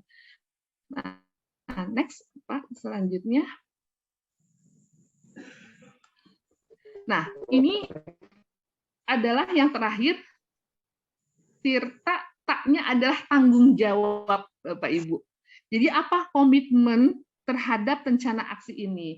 Misalkan komitmennya, oh ya nanti kalau misalkan ini maka saya akan, kalau misalkan saya datang terlambat, maka saya akan melakukan A, B, C, D gitu ya. Nah, itu pun juga tanggung jawab itu mereka yang buat. Kemudian siapa yang dapat membantu menjaga komitmen itu? Nah, apakah teman atau orang tua? Nah, itu dia juga sudah mampu menyebutkan. Ketika kamu misalkan akan datang tepat waktu selama seminggu ini secara penuh, nah siapa yang akan mendukung? Nah, misalkan ibu atau mungkin bapak, nah itu juga atau teman yang antar jemput misalkan. Nah, itu adalah upaya-upaya tanggung jawab yang bisa mereka lakukan. Nah, bagaimana tindak lanjut sesi coaching? Artinya di sini adalah setelah pertemuan kali ini kita sepakati lagi bagaimana dan kapan kita akan ketemu lagi untuk melihat progres yang sudah dilakukan oleh siswa kita. Apakah sudah tercapai dari rencana aksi yang sudah dilakukan oleh siswa kita? Kalau memang belum, berarti dievaluasi seperti apa. Nah, itu adalah tahapan daripada cerita. Maka kesimpulannya tadi Pak Agus balik ke slide atas, jadi bahwa Bapak Ibu kita coba mengulik bahwa semua peserta didik kita itu kita harus yakini mereka punya potensi. Tugas kita hanya memfasilitasi bagaimana potensi itu bisa berkembang. Kita menyediakan sarana-sarana yang mendukung, kita memberikan stimulus-stimulus apa yang bisa mereka mengaktualisasikan potensi peserta didik kita gitu ya. Jadi itu saja mungkin Bapak Ibu yang bisa coba saya sharingkan, artinya semua dari kita bisa memberikan, bisa mewadahi, bisa memfasilitasi berbagai potensi yang ada dimiliki, termasuk persoalan-persoalan yang dihadapi oleh peserta didik kita yang memang berbeda. Apalagi kita dapat sandang sekolah ramah anak yang memang tidak bisa melakukan bahasanya itu hal-hal yang negatif gitu. Nah, berarti ada perubahan-perubahan apa? Maka kita budayakan bagaimana membangun komitmen di kelas atau kesepakatan kelas yang pada akhirnya membangun kesepakatan sekolah seperti itu. Terima kasih, kurang lebihnya mohon maaf Bapak Ibu hanya sharing saja, dan sekali lagi mohon maaf dengan kondisi yang sepertinya sangat tidak stabil semuanya, termasuk saya juga tadi juga tidak masuk, sakit Pak Agus saya sebetulnya. Jadi kurang lebihnya mohon maaf. Assalamualaikum warahmatullahi wabarakatuh. Waalaikumsalam warahmatullahi wabarakatuh. Kita kasih aplaus nih Bapak Ibu buat Bu Yuli yang luar biasa materinya tentang coaching. Ya mungkin kita semua nih Bapak Ibu, mungkin ada yang ingin bertanya, di coaching makhluk apa sih gitu ya? Karena memang ini kadang-kadang kalau berbicara coaching, biasanya coaching itu adanya, kalau yang kita kenal coach itu adanya di bidang olahraga gitu ya. Kalau ini coaching dalam bidang pendidikan. Baiklah Bapak Ibu sekalian, terima kasih Bu Yuli atas materinya yang luar biasa. Mudah-mudahan ini teman-teman Bapak Ibu sekalian yang ada di sini bisa mengambil manfaat dari materi yang sudah disampaikan. Baiklah, di sini sudah ada yang ingin bertanya, Ibu Sukarwati. Ya, Bu Sukarwati ini dari SMP mana atau SMA mana, Bu? Ya, baik. Assalamualaikum warahmatullahi wabarakatuh. Waalaikumsalam warahmatullahi wabarakatuh. Perkenalkan, saya Sukarwati, guru bahasa Indonesia di SMP 179 sekaligus diamanahkan menjadi wakil kesiswaan. Izin bertanya tentang persoalan yang baru saya hadapi hari ini tadi jam-jam ya tadi pagi lah gitu ya. Jadi saya punya siswa di satu kelas, dia ABK karena kami di SMP kan dititipin anak ABK ya, tidak bisa baca, badannya besar gitu ya anaknya, terus emosional. Jadi kalau kita baru ngomong sebentar dia pasti berurai air mata. Saya tentunya kan nggak ingin melukai perasaannya gitu ya. Waktu nangis yang pertama saat awal-awal kita ketemu, saya agak merasa bersalah gitu ya. Sampai akhirnya saya melakukan banyak pendekatan. Jadi ada jam istirahat saya di kelas itu yang memang bersambung di jam berikutnya sehabis istirahat. Jadi seringkali di waktu istirahat saya ajak ngobrol sampai akhirnya saya merasa bahwa sudah terbangun nih rasa kepercayaan dia sama saya. Jadi sudah mau maju walaupun nanti ditulisin sama temannya jawabannya di tangan, jadi dia nyalin di papan karena saya ingin menyamakan dia dengan anak-anak yang lain yang juga semangat maju, semangat menjawab. Jadi kalau dia harus jawab tuh saya tos. Tapi tadi pagi terjadi hal lagi, saat dia saya menanyakan tentang tugas membuat video, karena saya pikir itu bisa dia lakukan di rumah dibantu oleh orang-orang di rumahnya, karena di kelas itu ada 2 ABK, yang satu tuh semangat banget bikin video. Maksud saya mau dia sesemangat temennya yang lain gitu ya. Saya suruh maju, dia ternyata malah nangis dan marah. Dia bilang, saya gak mau belajar sama ibu. Aduh, hati saya itu saat tadi itu luar biasa. Akhirnya saya nggak ngapa-ngapain, karena saya pasti kalau saya ajak ngomong dia pasti akan malah nangis kencang. Akhirnya saya diemin, dia nangis sendiri. Nggak lama saat istirahat dia udah bisa makan. Saya pikir dia udah melupakan lukanya dengan saya. Nah, apa yang harus saya lakukan nih berikutnya? Karena saya ingin sekali dia itu bisa baca. Karena kalau saya dengar ceritanya dari teman SD-nya, waktu sebelum pandemi anak ini sudah bisa baca. Gitu ya. Jadi saya mau kembalikan semangat dia untuk bisa baca, minimal saya nggak mungkin menyamakan dia dengan anak-anak yang lain, tapi minimal dia bisa, mungkin nanti bisa baca WA gitu kan. Artinya untuk kepentingan dia sendiri gitu loh, bagaimana punya keterampilan minimal, karena saya guru bahasa berarti kan sekedar bisa membaca gitu, biar dia tahu bisa baca cerita, mungkin nanti ya pokoknya untuk kehidupan. Jadi langkah saya bagaimana nih untuk besok kalau saya ketemu dia lagi, apa yang harus saya lakukan? Karena kalau anak ini dipanggil di luar jam pelajaran, belum pernah berhasil. Ya, belum pernah berhasil mau untuk kita panggil. Bagaimana Ya, Ibu terima Yuli kasih. dan makasih ya. Terima kasih Bu Sukarwati, ini luar biasa nih pertanyaannya. Jadi ternyata nih selain guru BK juga ada kesiswaan dan juga guru-guru yang pelajaran yang lainnya yang ikut nih. Mungkin langsung saja bisa Bu Aslinda untuk menjawab, atau Bu Yuli juga bisa membantu menjawab. Silakan Bu Aslinda. Ya, terima kasih Pak Agus. Memang sekolah kita ada berapa persen tidak boleh menolak siswa afirmasi. Ya, saya juga pernah punya kasus yang sama waktu itu 3 tahun yang lalu kalau nggak salah. Ada anak perempuan tidak bisa membaca. Nah, karena dia perempuan, saya lihat dia sudah mulai lirak-lirik cowoknya. Kita minta bantuan dari guru bahasa Indonesia.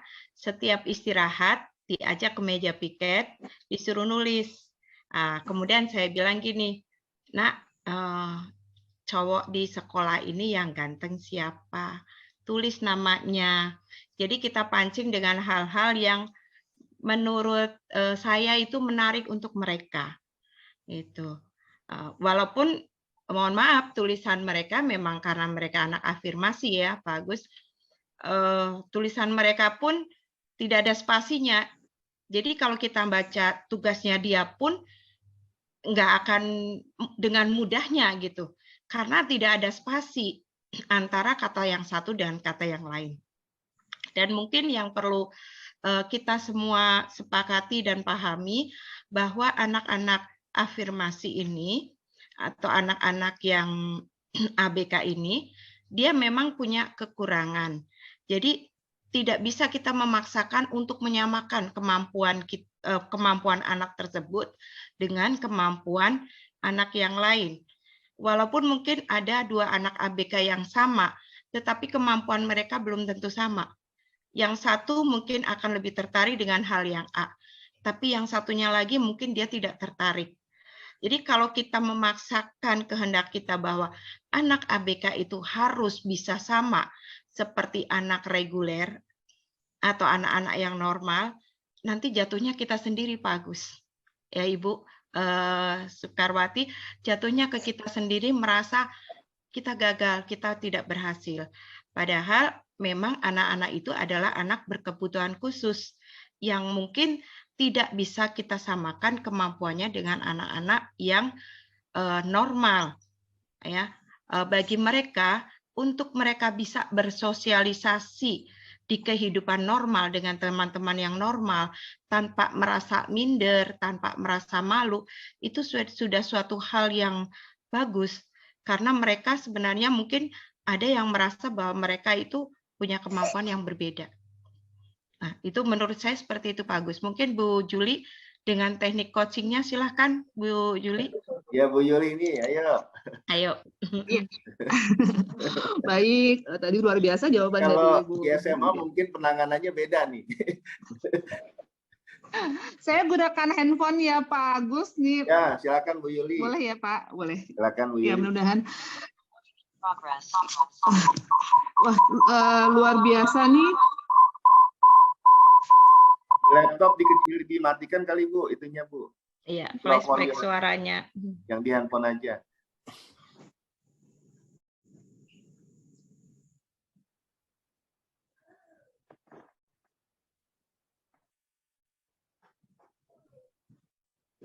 Ya, halo Pak. Ya.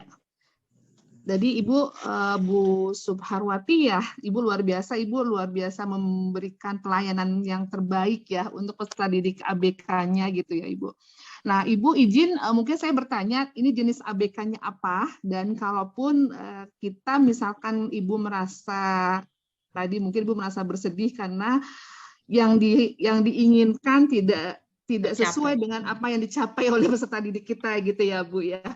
Kalau saya sih ketika memang saya pernah menangani anak yang ABK, saya pun tidak akan malu Bu untuk meminta maaf kepada kalau memang siswa yang bersangkutan bisa untuk diajak komunikasi ya Ibu ya. Artinya ketika memang kita bisa ajak, saya pun juga akan minta maaf. Next, lalu apa yang membuat kamu bisa happy dengan pelajaran saya, dan apa yang bisa kamu selesaikan dengan cara seperti apa gitu Bu. Jadi kita coba mencoba kemampuan yang dimiliki si ABK tadi ya Bu ya. Jadi kira-kira mereka si anak itu punya kemampuan menyelesaikan tugas Ibu dengan cara apa gitu Bu. Dengan misalkan apakah dia harus bercerita kemudian dia rekam gitu ya, atau mungkin dia menulis, atau dia menggambar, maka mungkin ini akan mengarah kepada pembelajaran berdiferensiasi ya Bu larinya gitu ya. Nah itu juga mungkin sebuah solusi sih Bu, ketika memang kita berhadapan kepada peserta didik kita yang ABK, kita harus tahu karakteristik ABK-nya itu apa, apakah dia Asperger yang memang akhirnya suka marah-marah gitu ya Bu ketika memang ada stimulus, atau mungkin juga anak-anak autis yang memang kadang-kadang makanannya salah pun juga bisa emosional gitu. Nah itu kita mesti mengidentifikasi dulu jenis ABK-nya apa sehingga kita bisa melakukan sebuah pendekatan kepada si ABK tadi gitu. Itu sih mungkin solusinya Bu. Jadi mungkin kalau memang nanti besok Ibu ketemu bisa bicara langsung dengan si anak tersebut, minta maaf gitu ya Bu. Kemudian juga kalau memang tidak bisa, mungkin tidak merasa nyaman di kelas, bisa diajak ke depan kelas, kemudian juga menulis kalau memang, atau mungkin dia rekam, record bagaimana perasaan, kita juga bisa ungkap Bu perasaannya dia dengan saya meminta tolong dan sampaikan juga maksud Ibu supaya juga tidak mispersepsi seperti itu sih Bu. Mohon maaf itu aja. Iya. Karena tadi tujuannya sebenarnya memanggil mau tanya. Jadi kamu maunya bagaimana? Belum sampai begitu dianya udah marah. Kalau yang saya tahu ya dari guru BK-nya, ini anak slow learner kategorinya. Tapi saya perhatikan di kelas sosialisasinya juga agak susah. Saya perhatikan nih kalau di istirahat ya dia cenderung sendiri. Kayaknya autis mungkin tidak ya, mungkin ADHD kali ya Bu. Apa sih namanya tuh yang ada seperti itu. Kalau dia tuh kalau disuruh misalnya bersih-bersih, itu orang paling gesit Bu. Angkat apa gitu tuh paling, pokoknya untuk yang fisik kayaknya dia luar biasa. Saya juga sering puji, makanya sampai dia tuh kadang-kadang suka mencoba untuk menjawab. Kalau kita tanya jawab nih secara lisan, dia berusaha banget gitu untuk mau gitu. Saya pikir tuh udah terjadi jalinan emosi saya sama dia tuh udah sama-sama ini, dia paham gitu dan udah muncul semangatnya. Tapi tadi baru dipanggil ke depan aja langsung ngamuk, terus saya suruh duduk di samping saya kan ada kursi, duduk sini gitu deh, pokoknya dengan semanis-manisnya dia bicaranya. Enggak, saya nggak mau gitu. Kalau seperti itu balik nangis balik kanan, saya nggak mencoba untuk menghampiri karena pasti dia makan akan lebih gitu ya, makanya saya diemin aja dulu sampai akhirnya istirahat sih dia bisa makan, saya perhatiin. Tapi saya belum mau nyamperin lagi tadi ya tapi besok kalau hari Jumat saya insya Allah ketemu lagi, saya coba untuk minta maaf dan tidak di depan kelas barangkali ya. Jangan di depan kelas seperti itu di ya. luar kelasnya atau sudah dimotivasi gini, kamu nggak kepengen emang WA-an sama cewek, segitu loh sampai yuk baca cerita deh, nanti ibu bawain buku cerita. Enggak, jawabannya selalu enggak. Ya udah seperti itu Bu, nanti dicoba, minta maaf. Makasih ya Bu. Ya, sama-sama Ibu. Boleh sharing Pak Agus? Oh iya, Pak Hadi, silakan. Ya, terima kasih Pak Agus. Bu, mohon izin, kebetulan mungkin sharing saya ini juga Bu Yuli mengetahui waktu itu di sekolah kita juga ada yang satu kelas ada anak yang slow learner gitu ya, yang berusaha untuk bangkit tapi memang dia kemampuannya enggak ini. Barangkali gini Bu, karena Ibu guru bahasa Indonesia ya. Bu siapa? Bu Ya, betul Bapak, guru bahasa Indonesia ya. Mungkin adakan reward di depan teman-teman mereka. Caranya mungkin saya diajarkan Bu Yuli juga itu. Kita punya kertas yang bisa ditempel itu Bu ya. Ada kan kertas yang kita itu ya, yang mudah Pop-it ya. Nah, Pop-it itu ya. Itu mungkin nanti bukan mengajari ya Bu. Di bahasa Indonesia itu ada 5 konsonan. A, I, U, E, O. Nah, gitu kan. Silahkan pikirkan satu kata yang mengandung konsonan ini. Nanti mereka disuruh cerita satu-satu. Tapi jangan langsung dia. Jadi misalkan dia, kenapa kamu menulis A? Karena saya ingat ayah. Gitu. Atau saya nulis I karena saya ingat ibu. Kenapa dengan ibu? Kenapa dengan ayah? Gitu. Nah, itu kalau biar mereka bercerita, Bu. Berikan kesempatan anak ini, nanti dia menulis apa, berikan kesempatan jangan yang pertama atau yang kedua, berikan yang ketiga. Pada saat dia menyampaikan, berikan di situ reward kepada anak ini, sehingga dia di depan teman-temannya merasa dihormat, merasa dihargai, dan merasa bahwasanya dia juga diperhatikan oleh ibu dan mendapatkan pujian. Sehingga teman-temannya tapi harus dikondisikan dulu. Tidak boleh ada yang meledek apapun yang disampaikan pada saat temannya menyampaikan, kenapa saya nulis A, kenapa saya nulis I, kenapa saya nulis E, kenapa saya nulis O. Barangkali itu membantu sehingga nanti suatu saat dia terpancing untuk banyak lagi menulis huruf konsonan dengan kata-kata yang nanti juga akan mengajak apa yang ibu inginkan supaya dia bisa lebih intens bisa membaca lagi. Barangkali itu salah satu solusi yang bisa saya sampaikan dan itu sudah saya terapkan. Anak saya yang perempuan yang ini kita berikan pujian, yang tadinya jarang tersenyum, sekarang dengan teman-temannya sudah mulai ceria, dengan teman-temannya juga sudah mulai menyapa. Kalau kita sapa juga sudah say hello-nya ada. Bahkan sekarang sudah berani pacaran loh di SMA meskipun dia solo. Terima kasih. Assalamualaikum warahmatullahi wabarakatuh. Ya, terima kasih Pak Hadi. Bapak Ibu nih kayaknya waktunya sudah hampir jam 9 karena sampai jam 9, tapi ada satu pertanyaan nih. Mungkin dari tadi Bu Teresia sudah nunjuk tangan nih. Karena dari tadi kita silakan Bu Teresia. Terima kasih, selamat malam Ibu, Bapak. Kita bisa bergabung senang di sini. Saya hanya bertanya nih.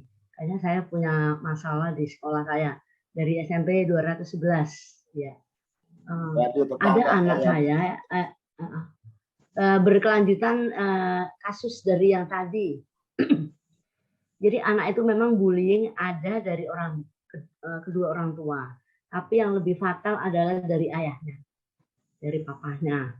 Nah, anak itu merasa tersakiti hatinya, sampai dia itu pengen sudah mencoba beberapa kali bunuh diri, tapi dia tidak ketahuan terus, jadi nggak jadi.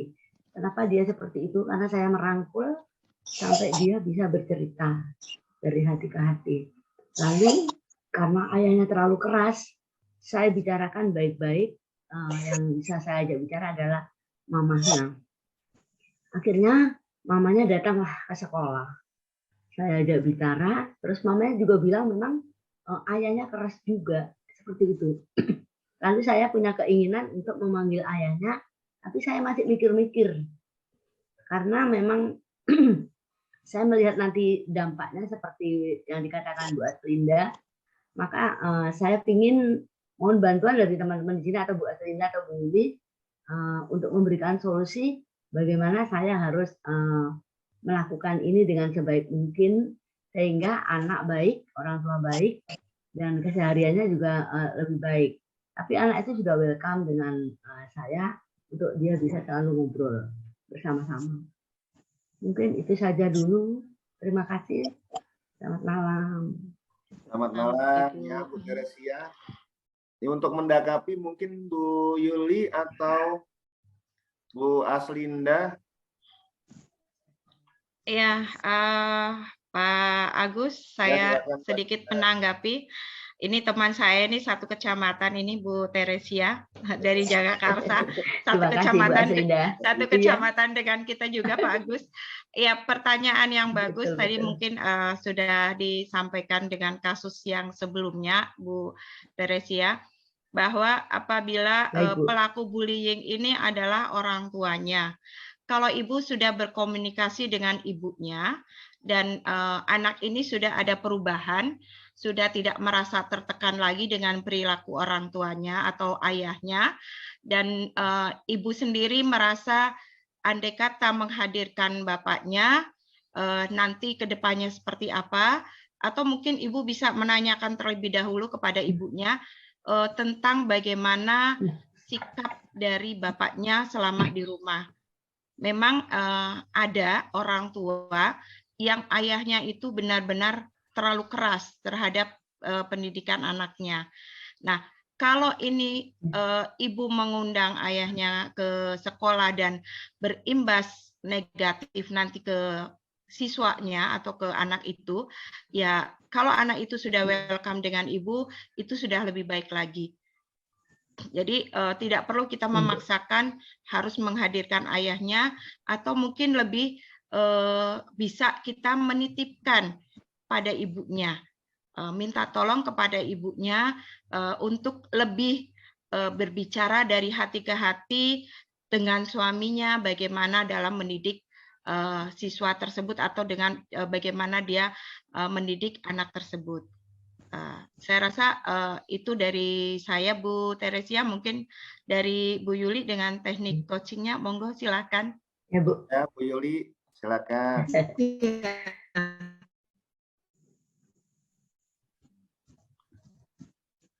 Kameranya jelek ya. Gimana Bu Yuli? Masih di situ Bu Yuli? Makasih, mungkin izin menambahkan. Iya Pak, kedengeran ya Pak? Kedengeran Bu? Halo? Ya, jadi gini saja ya. Baik. Bahwa betul tidak anak itu tidak tahu itu hal yang terpenting. Suaranya Pak Ibu, suaranya tidak jelas. Suaranya tidak jelas Bu Yuli. Kayaknya sinyal.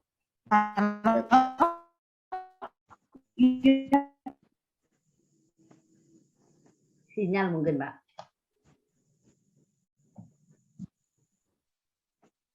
Ya Pak. Tidak ada suaranya Bu Yuli.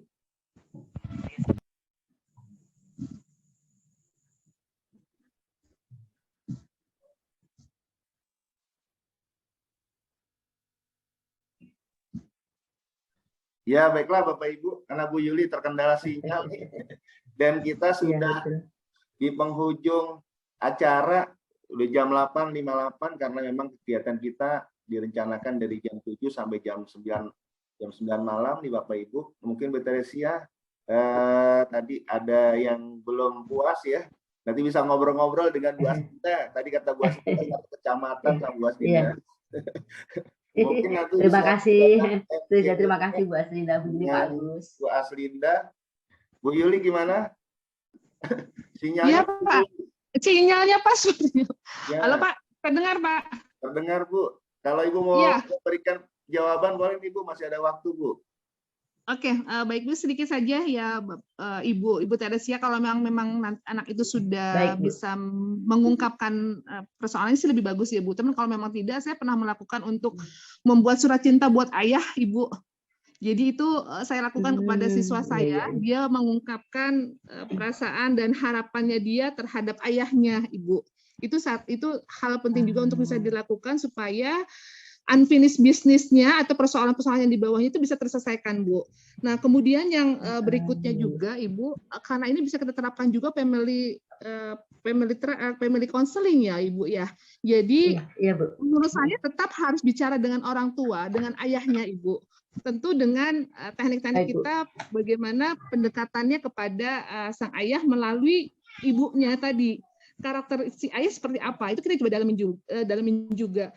Karena khawatir ketika memang si ayah ini tidak merasa bahwa sikapnya itu ternyata bisa melukai si anak. Walhasil malah nanti anaknya kembali lagi rasa ingin bunuh dirinya muncul, Bu.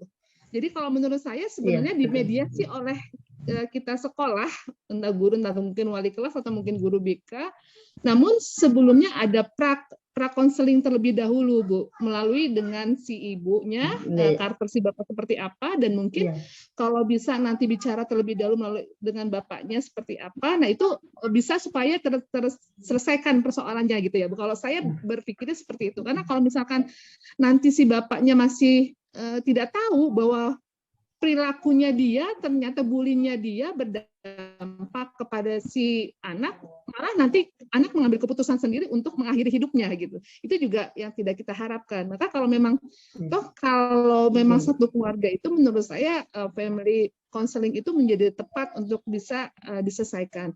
Namun kita perlu persiapkan juga kondisi psikologis si peserta didik kita, anak kita itu tadi, Bu. Maka ungkapkan saja harapannya seperti apa terhadap sang ayah. Dan saya lumayan efektif kemarin ketika mereka dua anak itu saya minta untuk menulis surat cinta buat ayah.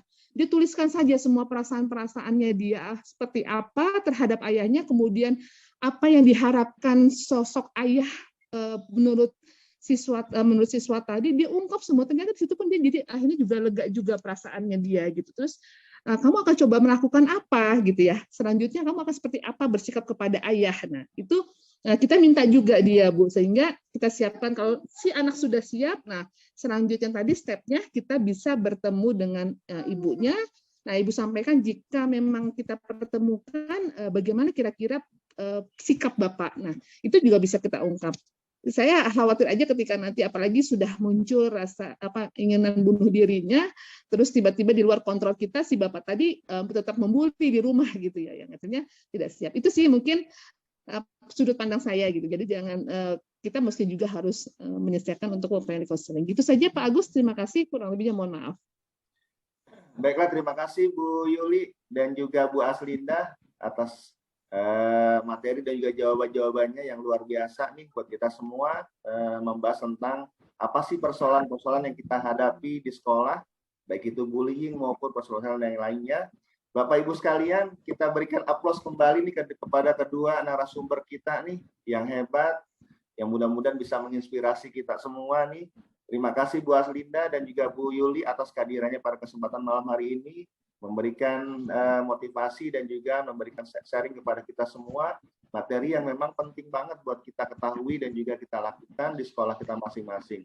Dengan kondisi kalau kita di negeri ini dengan kondisi yang memang sekarang beragam tidak seperti dulu, mungkin lebih homogen. Kalau sekarang beragam dengan kondisi siswa yang memang agak berbeda dengan kondisi yang dulu. Baiklah Bapak Ibu sekalian, karena sudah selesai kita jam 9 lewat.